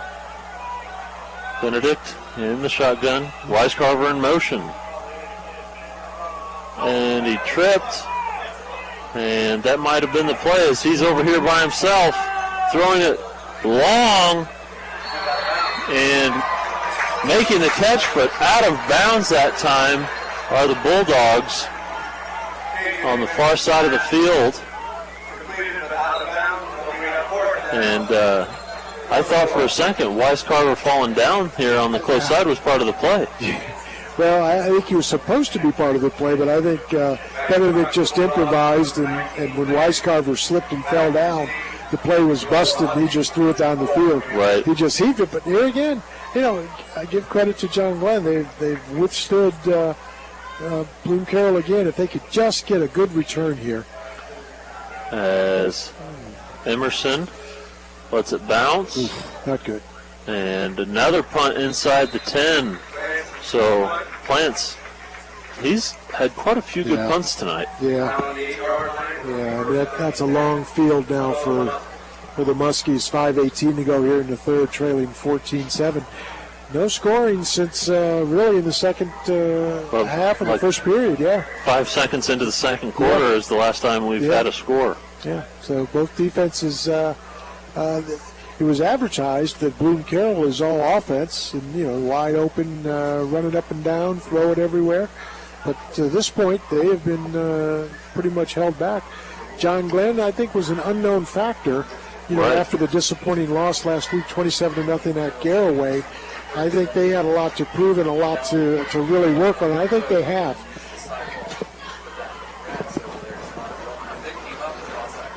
And now we have the officials kind of huddling together. Yeah, I think, again, they're giving the guys a little bit of extra time on a humid night. It is humid. Okay. I think a new quarterback for John Glenn. Am I correct? That does look like Winland. In the shotgun. Yep. Handoff, Wellmeyer. Busted out to the left. Has a hold, gets it across the 20. Down at the 21-yard line. And that's the first time he's gotten outside and actually been able to make something happen. Yeah. So nice play that time by Wellmeyer. First down, So John Glenn alternating quarterbacks. and that was a WB Green Insurance first down. As I'm sure they're not going to take a timeout, Bloom-Carroll. I haven't seen an indication if somebody's taken one. I mean, they're definitely huddled on both sidelines, but I haven't seen the official make an indication. Okay, it's an injury timeout. Yeah. Okay, cramping. Yeah, I was going to say I hadn't seen the officials mention by way of the hand signal that one of the two teams had taken a timeout. So it's on the far side of the field. We are unfortunately just a bit of a distance away, but I believe you are correct, Cam. That looks like a cramp cam for one of the Muskies. I think he's up. Is that Wellmeyer? I think that was Wellmeyer. Yeah, well, after that run, he deserves a little time. Yeah. Which that might have been, maybe someone else was cramping is why there was a little delay before. On a hot night like this, and it's only week 2, guys can cramp. I know last week you said that there was a lot of cramps at the Meadowbrook game. Mm-hmm. So that's the game I was on last week as Meadowbrook won that one against Maysville. I believe a new deep back for John Glenn as well. New quarterback, running back combination.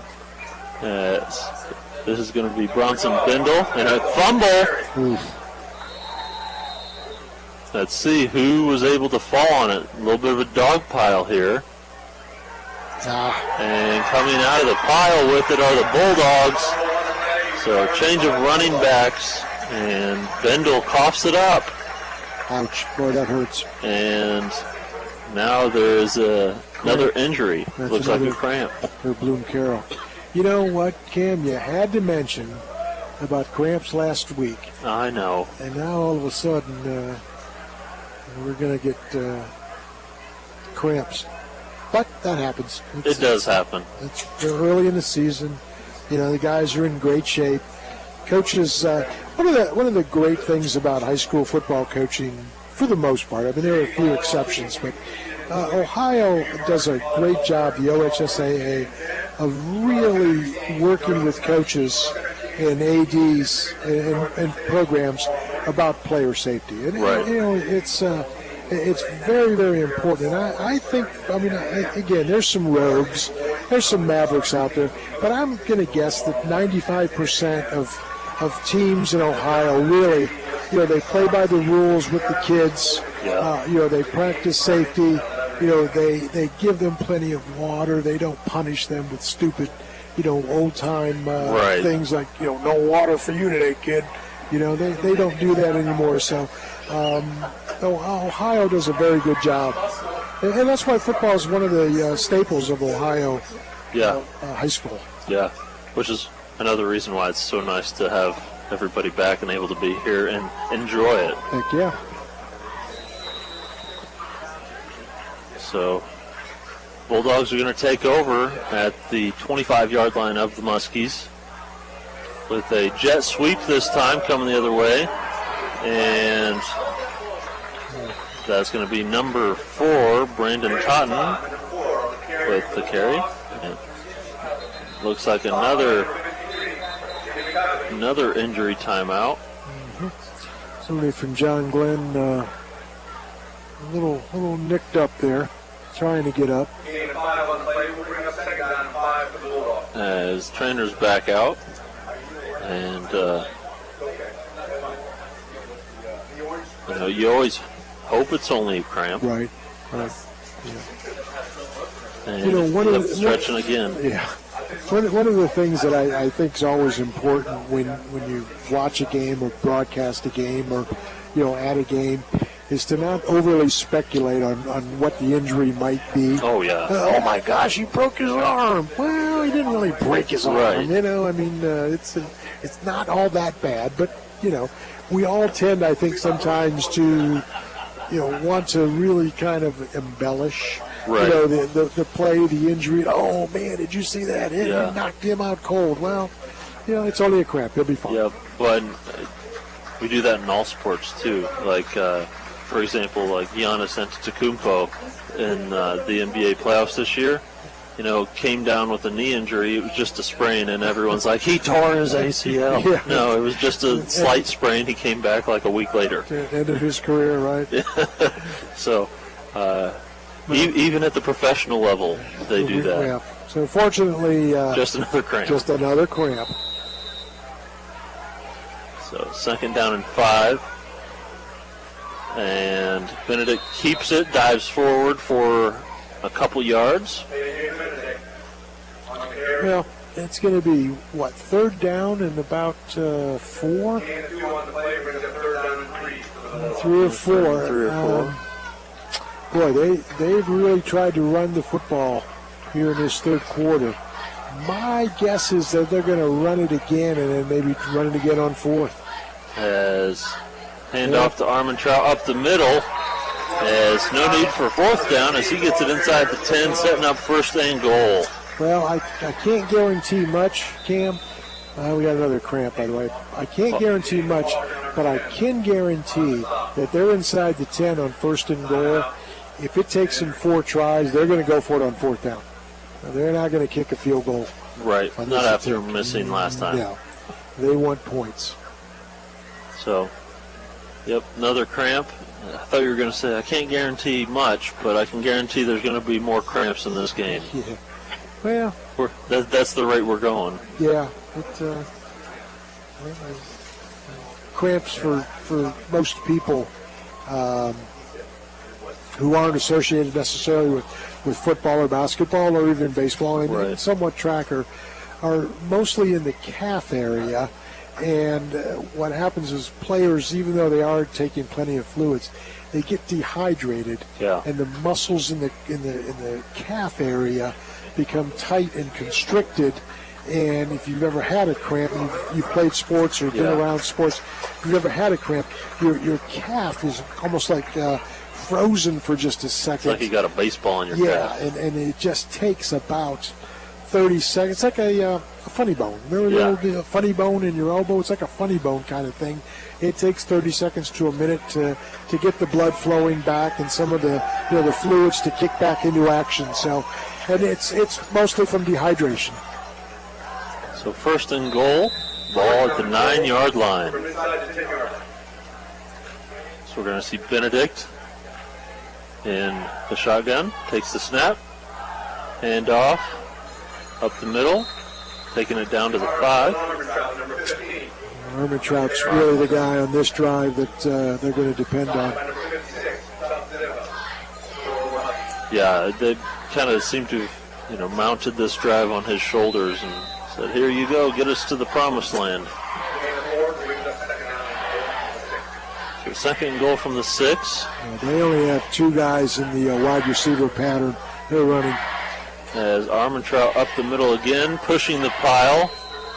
He's going to be stopped. It's inside the 5. See exactly where they mark it, but that's going to set up at the 4. So 3rd and 4. Now, interesting situation here. You've got one-on-one coverage with your 2 wide receivers. You've got 8 guys blocking for the running situation. Everybody's going running. You could take a chance and throw the ball, but I think they will run. As fumbled snap, might not have a chance. Busted play. Benedict scoops it up, finds a seam, gets to the end zone. And that busted play turned amazing for the Bulldogs. That's really too bad because John Glenn had played so well. And to be down 2 scores now is going to be difficult. They will get the football back, obviously, with 2:52 to go here in the 3rd quarter. And down soon to be either 20-7 or 21-7, depending on this kick.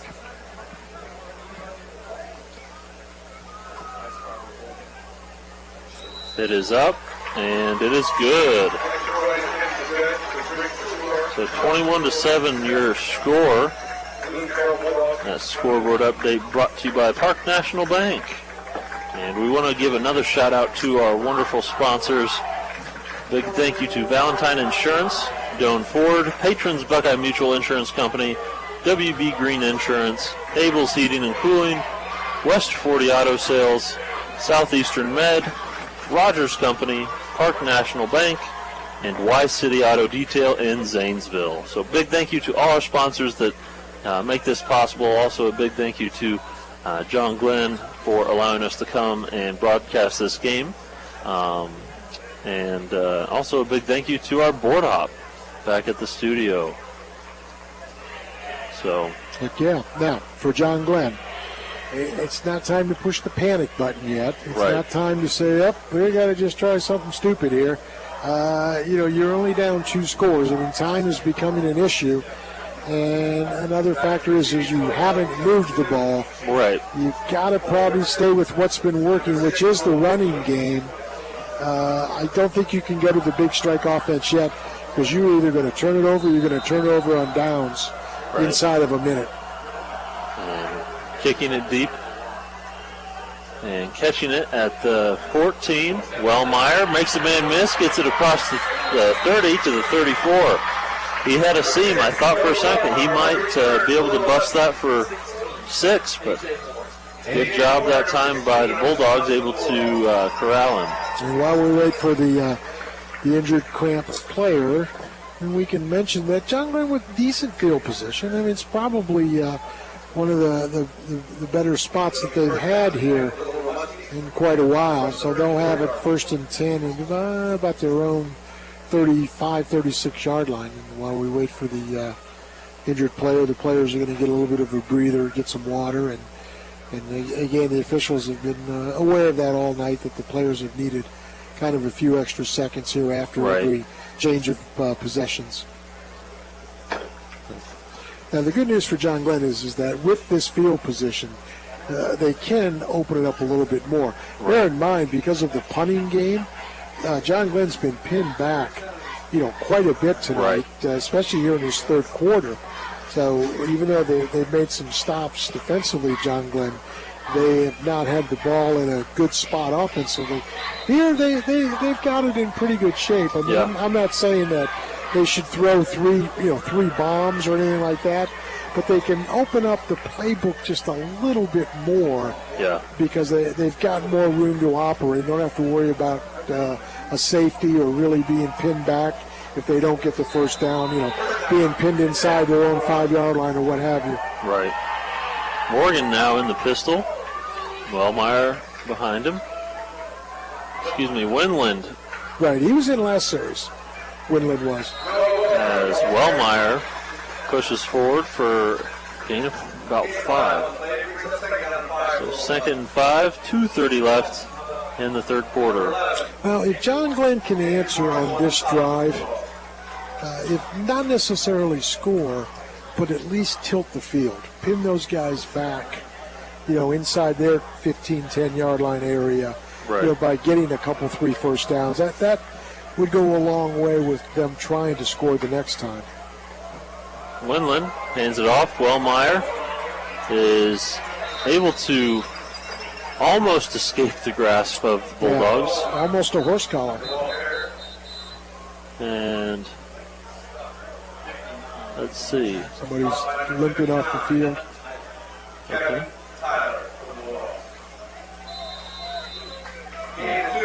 For a second, I thought we were stopping for another crank. No. All right. We got Emerson one-on-one coverage on the short side of the field. And he's talking to Winland right now. And here comes the help. Yeah. Weiscarver has been following him. Yeah, over the top. So Winland takes the snap, handoff, trying to deep throw to Emerson, who off his fingertips. And that was a well-thrown ball. Just couldn't get both hands on it. Nice play. Good idea. For Bloom-Carroll, I mean, here again, you knew something was up with the formation. Right. With Emerson all of a sudden by himself, short side of the field. Why hasn't he been there before? But, it just didn't happen. So now they're going to have to punt. And if they capitalize on that, that's a huge play for the Muskies. Puts them down inside the 30. But as it stands, Emerson to punt, and Weiscarver back to return. Low snap. Line drive kick might have been tipped. It's going to roll to about the 28. Say the 29. So it's going to be first down and 10 for the Bulldogs, as there is a minute and 20 left in the third.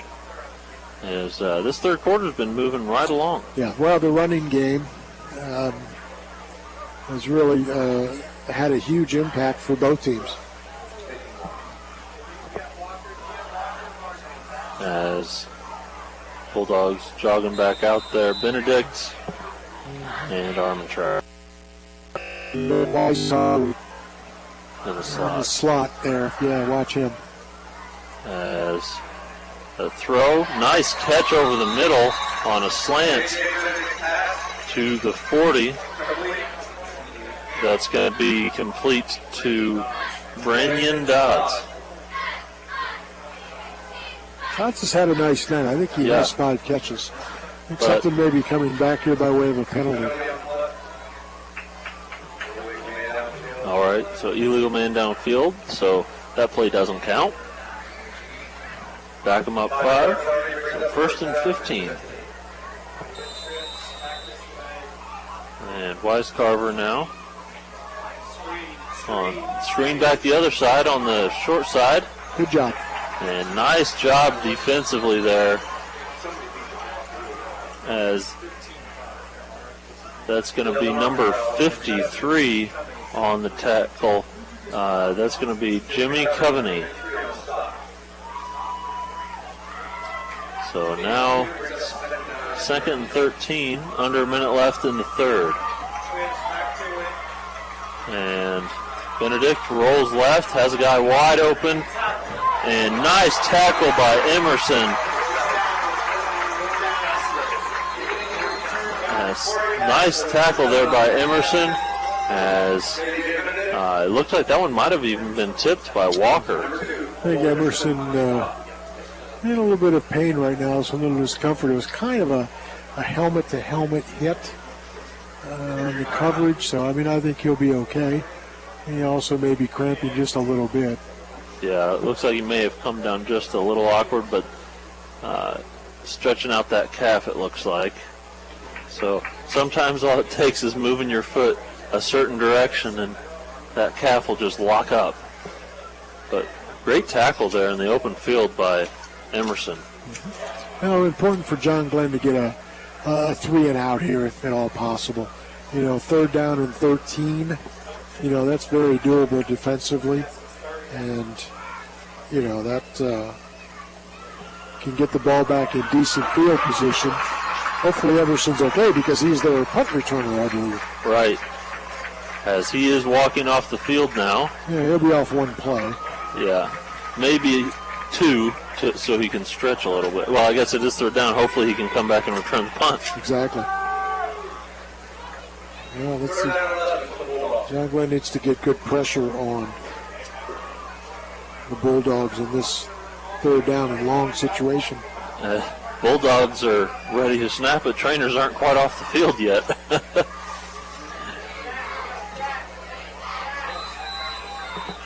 As Benedict in the shotgun drops back and pass batted down. Coming in 84 on the play.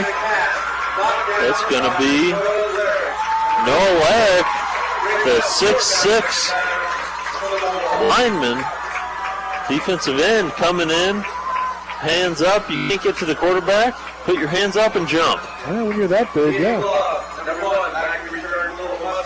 And so I don't think Emerson's returning the punt. This is Ian Glob. Yeah, I was going to say Ian Glob. About his 35-yard line.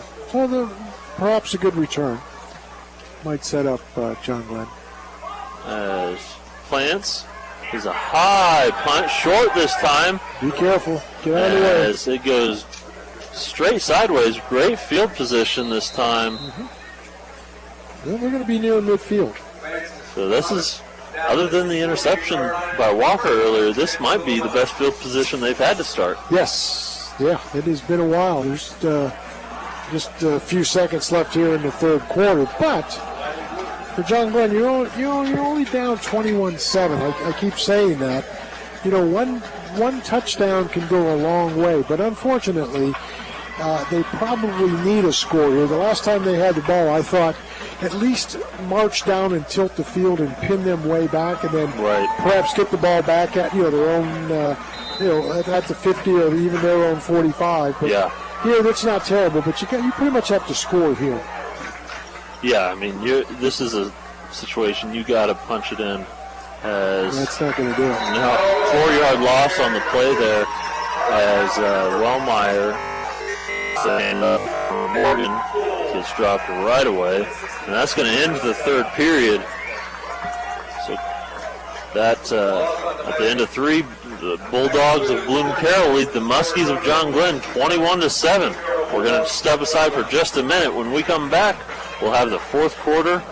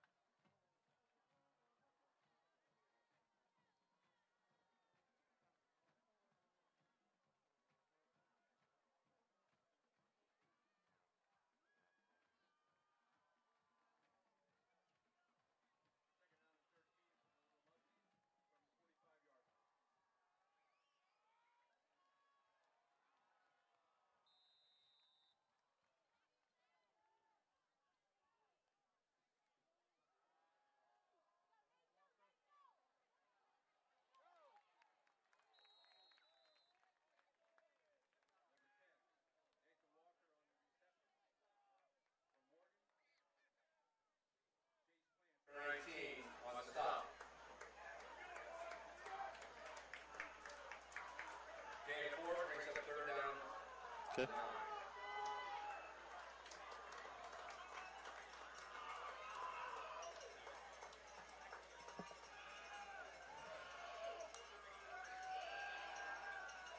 Esports. And we're back as Morgan tries to pass over the middle. Incomplete. Pass intended to Emerson. And that brings up fourth down on second down. Had a completion to Walker, who was able to get about 6 on the play. Well, I think this is roll the dice time for the Muskies. I think they're going to go for it here on fourth from midfield, 4th down and 9 from their own 49-yard line. I feel like at this point you almost have to. Yeah, it's getting to that point, yeah. And your defense is playing pretty well. Yeah. I mean, you at some point you've got to start taking a risk. Morgan in the shotgun. Quick kick. Quick kick. And it was right off of the back of Wellmeyer's helmet. So that's interesting. I've never seen anything quite like that. So it went off of Wellmeyer's helmet. I'm not sure exactly what the rule is there, but if Bloom-Carroll touches it and then John Glenn recovers, is it still Bloom-Carroll's ball? If the officials deem that it was a change of possession, a lot of times it's a judgment call. Right. Did the defending player have it and then lose it? It's hard to say what the officials would have ruled. I think it was going to be Bloom-Carroll ball. Anyway, I don't think there was ever a change of possession. I think it was just a play that didn't work. So a punt of -5. That won't help your average. Not at all. As a handoff. No, play action. Benedict keeps it, rolls right under heavy pressure. Long pass, wide open, and juggling it, but bringing it in is number 4. That's going to be Brandon Totten with the touchdown. He came all the way across the field. He was lined up on the left side of the field, going left to right, and came all the way across the formation, got behind the safety, and he had probably 10 yards on number 1 for John Glenn. Ouch. And now, kicking the extra point. As, let's see, they're having Wisecarver come out. Well, it's an equipment issue. Okay. The referees told him he had to come out. Maybe I don't know. Didn't have his chin strap on, or yeah, I don't know. Who knows? Substitution will be in for the extra point. And bad snap over his head, and falling on it that time were the Bulldogs, but on an extra point, as long as it's the defense doesn't pick it up, scoop and score, you're okay. So conversion unsuccessful that time, and might have something to do with the fact that their holder was not in there. At least their normal holder. So your score 27-7, 11:04 left in the fourth. A scoreboard update brought to you by Park National Bank. I want to give another shout out to our sponsors: Valentine Insurance, Doan Ford, Patrons Buckeye Mutual Insurance Company, WB Green Insurance, Abel's Heating and Cooling, West 40 Auto Sales, Southeastern Med, Rogers Company, Park National Bank, and Y-City Auto Detail in Zanesville. As we're getting ready for another Valentine Insurance kickoff, Valentine Insurance on Southgate Parkway in Cambridge. And Morgan and Emerson back deep for the Muskies.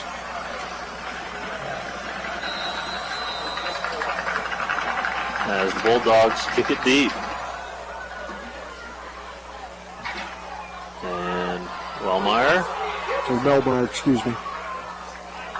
Gets it across the 20, down to the 22. So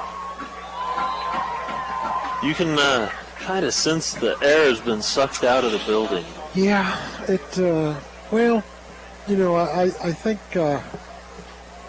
think the fortunes changed when Bloom-Carroll went up 21-7. Yeah. And John Glenn wasn't able to respond to make it 21-14. And I think from that point, I think Bloom-Carroll stemmed the tide, so to speak. And I think with John Glenn after the drive, didn't get the points they needed to come back and make it 21-14. I think some of the self-doubt started to creep in a little bit, and there's still a good amount of time, 10:57, and it's not impossible. But I think if not necessarily a win for John Glenn, I think the coaches, and I'm sure they're telling this to the guys on the sideline, finish strong. Yeah. Let's not lay down right now. Let's get out there and get after it. Try to put together a few first downs. Sure. Morgan now in the pistol. Rolling right, throwing. Completes it. And getting it out to the 35 is going to be number 33. It's going to be Cameron Barnhouse. So that's good. WB Green Insurance, first down. No coverage that time by Bloom-Carroll. They had nobody covering him. This view was worth the hike. Right. And it's a good way to stay on top of my hill. And a screen. Emerson catches it. No gain on the play. On those screenplays, John Glenn, they surely like that, and I'm sure they practice it a lot. And it can be a good play if your guy can break free or break a tackle or whatever, but it can be just a disaster when you're throwing it and he goes nowhere. Yeah, I mean, when you throw it and he goes nowhere, or when you throw it and, yeah. As Wellmeyer now. Wellmeyer, he's got some skill. He's a good runner. He's got some talent.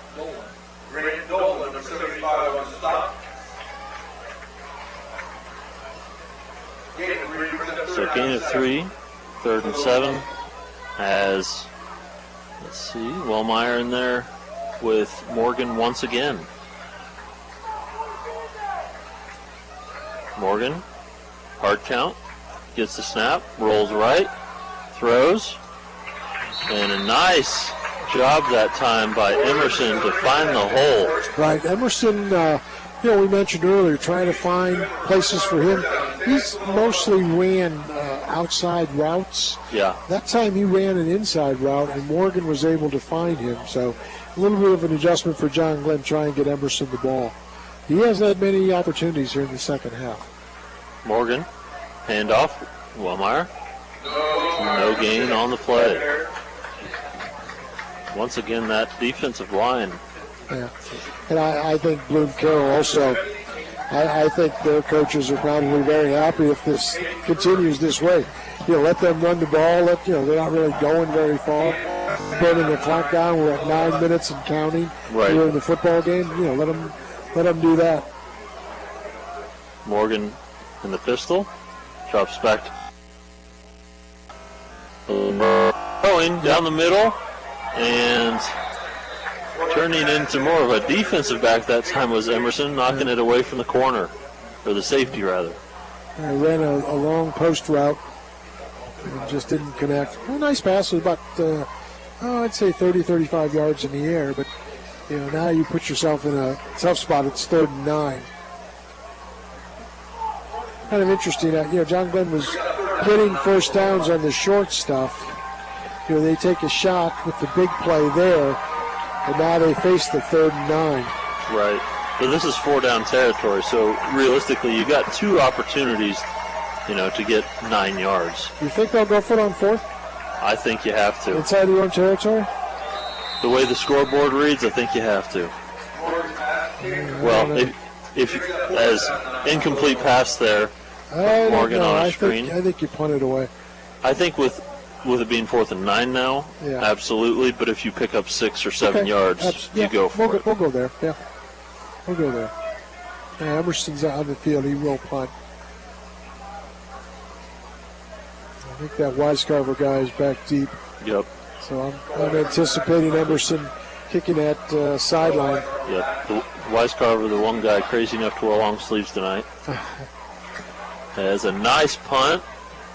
He's going to go into the corner. Weiscarver's going to pick it up and get sandwiched at the 15.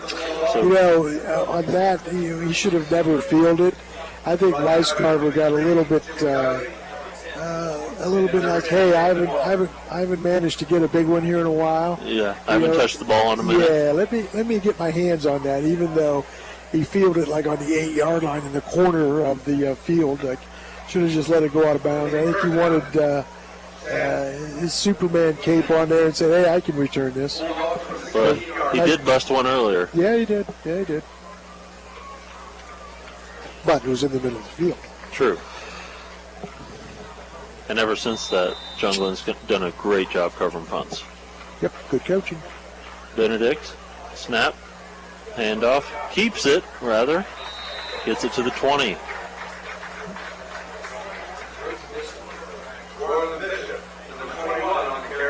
So that sets up a 2nd down and about 4. So nearing 8 minutes left in the 4th quarter. 27-7 the score. Bloom-Carroll leads John Glenn. I believe Benedict is out of the game. I think they have a new quarterback, does Bloom-Carroll. Yeah, you are correct. As taking the snap now and throwing it, little play action over the head on the screen as the new quarterback is going to be Roden Bishop, sophomore. Well, that would tell me that he's the heir apparent to Benedict, and he'll have 2 years of starting experience unless somebody else comes along next year. So anytime you can get your young guys experience like this, it's very valuable. On the road against a quality opponent. Bishop, handoff, and pushing the pile, still moving. Kind of more east and west than north and south, but moving the pile nonetheless. I didn't see who had that carry. It's going to be number, I think, Nick Dildine. Excuse me. Isaiah Roberts, 36. I thought that was 26. All right, so now 4th and 6, and Bulldogs punting once again. Is that Emerson back deep at the 50? Yes, it is. It's Plants, and good kick. Good punt. Fair catch by Emerson, and a little bit of a tricky over his head. I feel like he's lined up a little short tonight for punt returning. He's had 3 or 4 go over his head. Mm-hmm. That's a situation where you understand your abilities.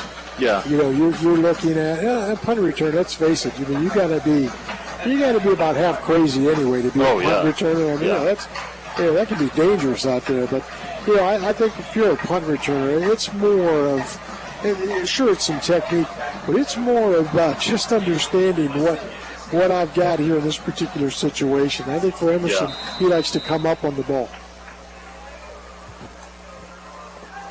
Morgan takes a snap, rolls right, throws.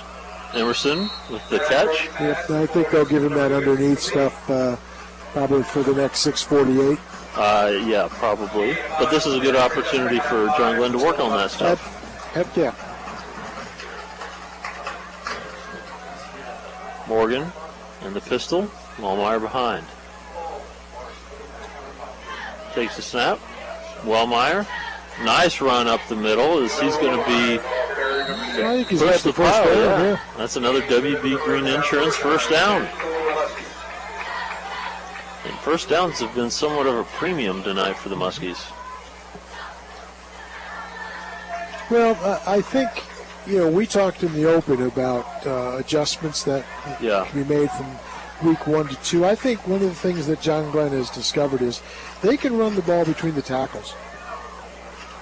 Morgan takes it, tucks it on a quarterback keeper. A little bit of a draw, gets it across the 40 to the 39. If I am correct, I believe they play New Lux here next week. Yes. Through the Muskies. Yes, they do. And you can catch that on the live stream next week as well as on the radio.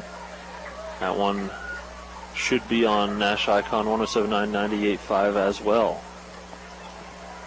Morgan, handoff to Wellmeyer, spins across the 35, down to the 34, and that's going to be, they're going to give him another first down. I think Bloom-Carroll starting to send in some second-teamers, giving some other guys some opportunities. Yeah, that's a WB Green Insurance first down. I think they're going to get hammered with a penalty. Too many guys on the field called the timeout. Yeah, they're trying to substitute nearly every play. And that time they just got caught because the player coming in from the bench area had to go all the way across the field to replace the cornerback for Bloom-Carroll. And the poor guy on the other side of the field had to run the whole side from his spot all the way back to where the sideline is for Bloom-Carroll. And he just didn't have enough wheels to get there. So rather than face the penalty, Bloom-Carroll took the timeout. And a good call there. You never want to take the penalty. You're trying to switch out guys. Yeah. Well, and honestly, good officiating at this point of the game, 27-7, 5:40. Good officiating might have just let it go. Yeah. And the kid was given 100%. He was just about to the sideline. It wasn't a blatant attempt to change the play or anything. A screen, as that's completed to number 13, Gates Thompson. Yeah, got to go with some subs as well. And that's a nice effort there by the sophomore, trying to fight for more yards.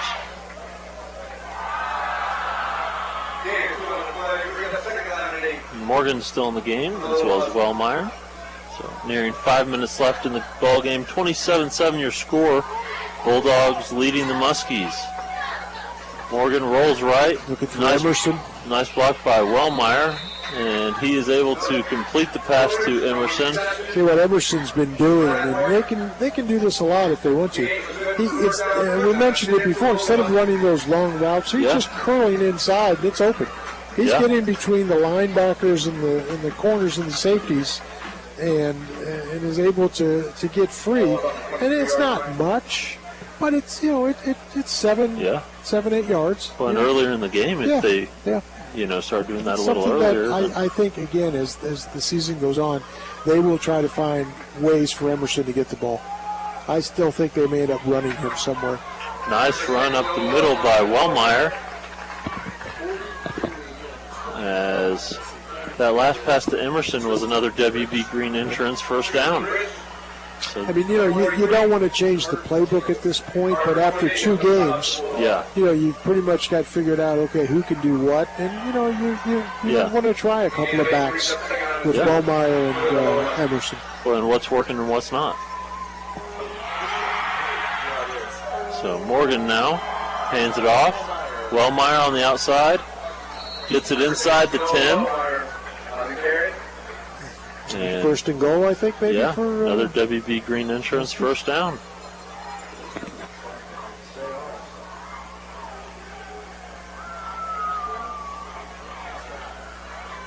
So 3:50 left.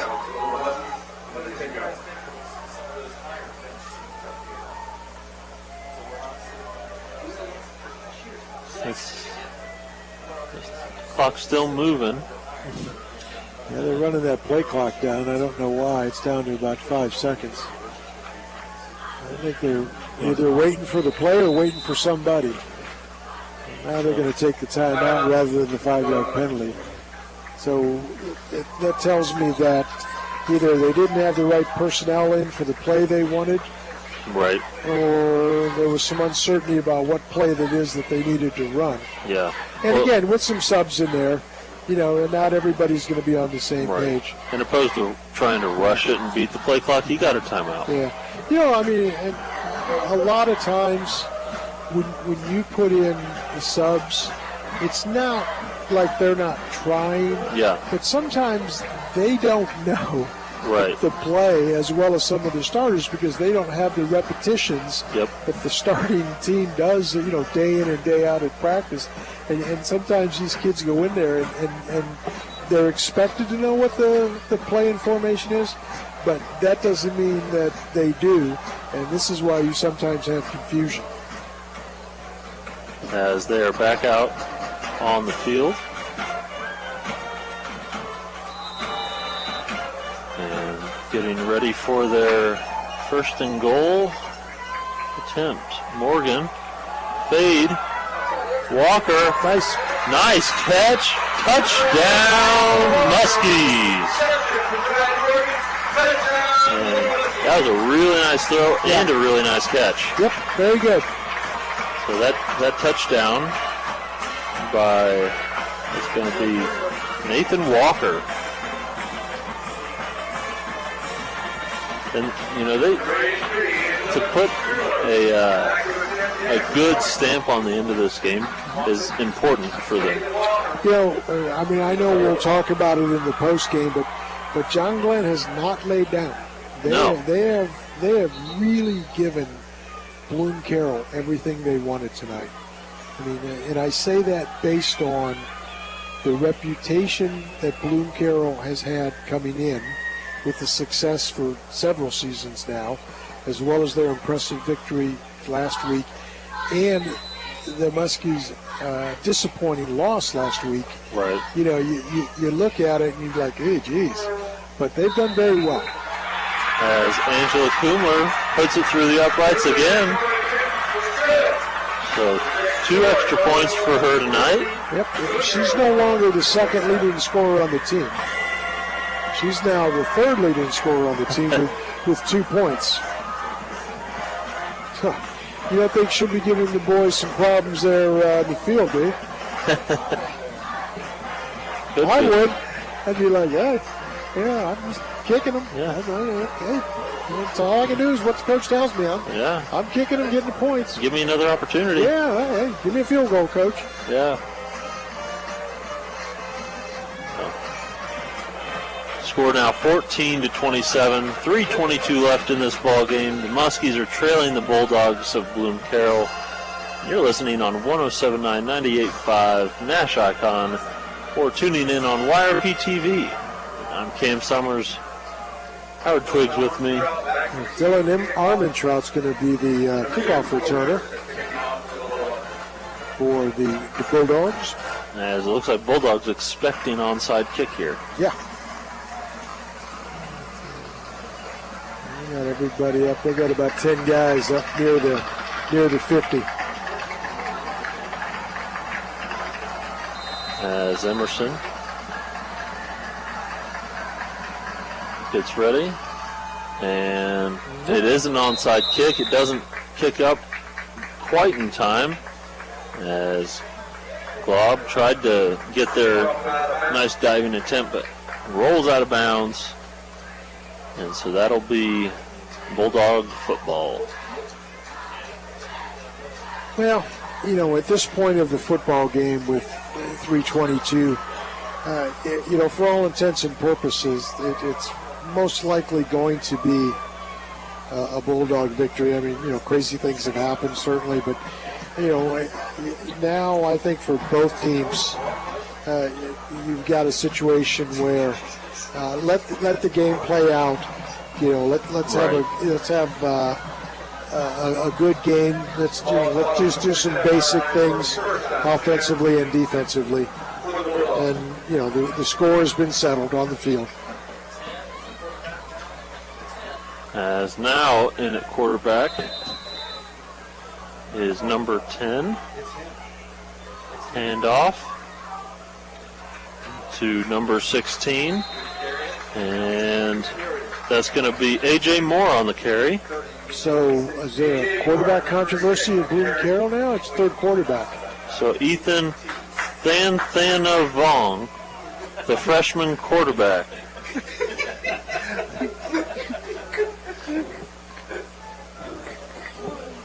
So it's a good thing they don't have names on the back of their jerseys. I'm not sure that the sophomore. Bloom-Carroll's going to escape with a very hard-fought victory tonight. I think that John Glenn, although they're going to fall to 0-2, I think this is a football team that's going to be okay once they get to league play. I mean, the MDL still hasn't been sorted out as to who's good, who's up and coming, who's not. You got your perennial strong teams, but John Glenn, I think they're going to be okay. When I say okay, I think competitive and winning 4 or 5 games, 6 games. Yeah, and if it's anything like last year, they are just going to continue to get better with every game. As that is going to allow the clock to run out here at John Glenn High School. The final score, Bloom-Carroll Bulldogs 27, John Glenn Muskies 14. We're going to step aside, and when we come back, we're going to have our Doan Ford post-game report.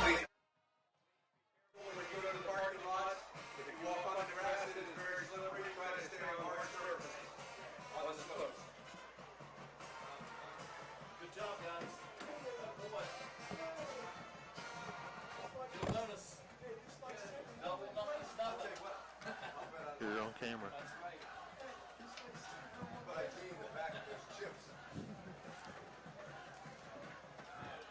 Am I really that old? Thanks a lot. We're not going to be on camera then, are we? Oh, we're actually going to be on camera? Oh, okay. All right. How long's the post game? Usually I don't go super long. Okay. Well, I mean, we'll give the numbers and stuff. Yeah. Okay.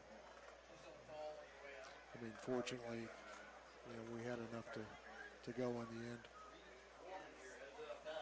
Depends on how many commercials we have. Yes, how many commercials do we have? Is it Kelly? Oh, it is? Okay.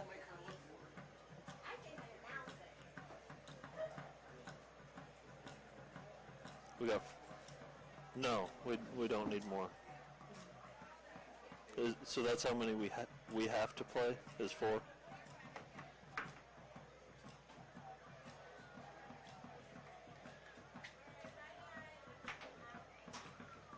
Okay, that sounds perfect. Just, that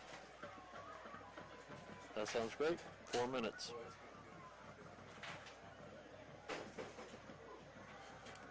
So we're going to burn 4, we're going to close, and then we're done? Yep. Is that how we're going to do it? Okay. Yeah. So we're not cutting back again? No. Usually if it's 3 or 4, I just burn them and then close it? Because I don't want to, do 2 minutes. 2 minutes. Chet. You want to go about 5 minutes? What do you want to do? Well, we have a couple things. We have play of the game and drive of the game. We don't do player of the game anymore. Okay. I think the play game is that punt return by Wisecarver. It has to be a John Glenn play. So I'm thinking the interception. Which one? By Walker. Oh, the reception in the corner? The interception that set up the first touchdown. Okay, sure. All right, that's fine. Then the drive of the game can be that one that ended with a touchdown to Walker. Okay. Yeah, all right. Perfect. So it's hard when there's not a ton of offense. And you know what? I'm the easiest guy in the world to get along with. You say yes, and I'll say okay.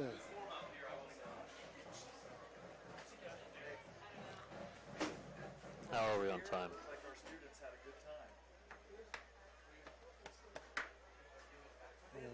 Let's go, Lucky Peterson.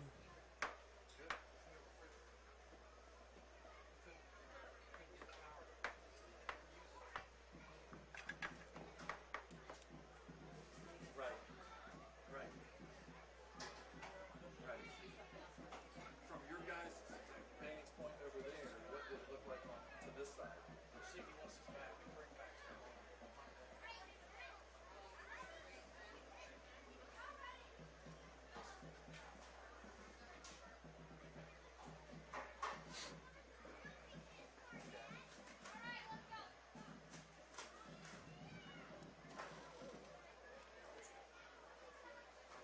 Okay. All right, thank you. Yep.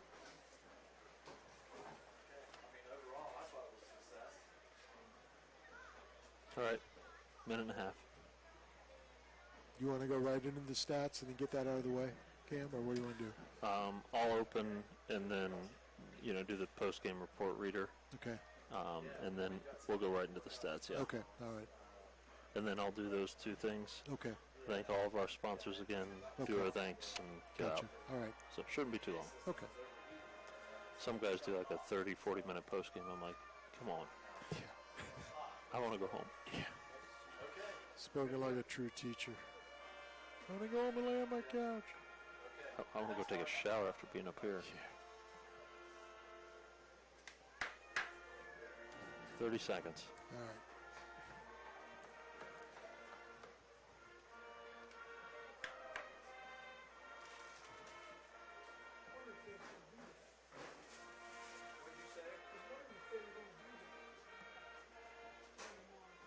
15.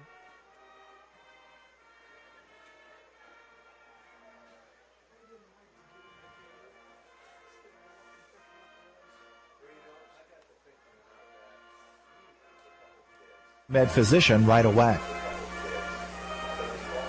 And we are back for our Doane Ford post-game report. Tonight's post-game report brought to you by Doane Ford.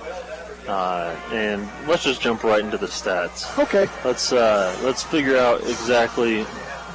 We know the final. Final 27-14 Bulldogs over the Muskies. Let's see how we got there. Let's go. Rushing tonight for Bloom-Carroll, 145 yards on the ground. John Glenn held to 82. That's a significant factor, obviously. Passing for Bloom-Carroll, 11 of 17 for 141 yards. John Glenn, 16 of 25. Total yards, 286 for Bloom-Carroll, 199 for John Glenn. So a little bit better on both sides of the football tonight for John Glenn compared to last week, both offensively and defensively. Penalties tonight for the Bulldogs, 9 for 55. John Glenn, 4 for 30, including 0 in the second half. A couple of sacks for each team. 6 punts for 43-yard average for the Bulldogs, and John Glenn's Emerson averaged 41.5 yards per punt. Passing for the Muskies, Brad Morgan tonight, 14 of 22 for 118 yards and a touchdown. Noah Winland was 2 for 2, actually. Nathan Walker caught a couple of balls, 3 to be exact, for 35 yards and the one score that Cam will talk about later. Then Cole Emerson, the big man tonight for the Muskies, through the air. He caught 8 balls for 68 yards. On the ground for John Glenn, Noah Wellmeyer was the big horse, so to speak. 23 carries for 73 yards. Bronson Bendel had a couple of carries. Ryder Rock had a couple of carries, and Brad Morgan had a couple of carries. For the Bulldogs of Bloom-Carroll, they were led on the ground by Dylan Armand-Trout with 13 carries for 83 yards. KJ Benedict, the quarterback, had 29 yards of rushing, including a TD on 7 carries. A couple of carries for Isaiah Roberts, a couple of carries for Chase Plants for the Bulldogs. And then finally through the air, Benedict, 11 of 16 for 141 yards and the touchdown pass. So when you look at the numbers, I think John Glenn showed improvement from last week. They I think, were very competitive against a very good program, a good football team. I think there were lots to be happy about for John Glenn. Certainly not the score, but I think they show tonight that they've got some things that they can work on to be better. I think the running game, although it didn't necessarily show tonight, I think the running game can be a major factor. I think they've got an emerging star, if he's already not been a star, in Cole Emerson. I think the more they can get him the ball, the happier they'll be. I think John Glenn defensively really buckled it up, and I think gave Bloom-Carroll some serious problems at times. So I think the Muskies a very good effort tonight. Oh, yeah, great effort, especially on the defensive side. They were able to kind of contain what should have been on paper coming in a really potent offense. So great job there. Now we're going to talk about our West 40 Auto Sales Play of the Game. Tonight's Play of the Game is brought to you by West 40 Auto Sales. Tonight's Play of the Game is the interception by Nathan Walker. Came in on a late blitz, jumped up, knocked the ball up, intercepted it. That led to the first score for the Muskies. Really nice play on that one. At that point, 14-0 game. Bloom-Carroll looking to really put the nail in the coffin early, but was Nathan Walker's interception was able to set him up for a chance to get back into the game. That changed the dynamics of the game, because early on it looked like it was going to be Bloom-Carroll in a walk-away. That interception, and then John Glenn getting the football back, getting some momentum and some confidence, really put a scare into Bloom-Carroll. When it became 14-7, I think the Bulldogs were scratching their heads saying, this isn't how it was supposed to be. Yeah, and then the Muskies turned up the defensive pressure even more. So now, our Patrons Buckeye Mutual Insurance Company drive of the game, the drive that the Muskies had to finish it out really gave them a great drive to kind of mount on for next week against New Lex here at home. Finishing the drive with a touchdown in the corner to Nathan Walker to give us our final score of 27-14. Once again, our drive of the game presented by Patrons Buckeye Mutual Insurance Company. And once again, we want to thank all of our sponsors: Valentine Insurance, Doan Ford, Patrons Buckeye Mutual Insurance Company, WB Green Insurance, Abel's Heating and Cooling, West 40 Auto Sales, Southeastern Med, Rogers Company, Park National Bank, Y-City Auto Detail in Zanesville. Also want to give a big thanks to John Glenn for hosting us this evening. Also a big thanks to ABC Communications, 107.9, 98.5 Nash Icon, owned by ABC Communications, as well as on YRP-TV. We thank you guys for listening. We thank our cameraman Mike, our board ops back at the station. Mike giving us the peace sign there. No, he's giving us the get out of here sign. Right. So we're wrapping things up. Once again, your final score here at John Glenn: the Bloom-Carroll Bulldogs 27, the John Glenn Muskies 14. That does it for us. Have a great weekend, and we'll see you again next week. How can you select from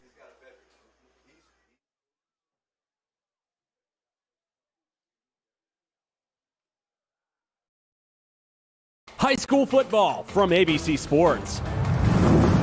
Tonight's game is brought to you by Doan Ford, West 40 Auto Sales, WB Green Insurance, Abel's Electric Heating and Cooling, Southeastern Med, Patrons Buckeye Mutual Insurance, Bethea Glass CPA, Valentine Insurance, Park National Bank, Y-City Auto Group, and the Rogers Company.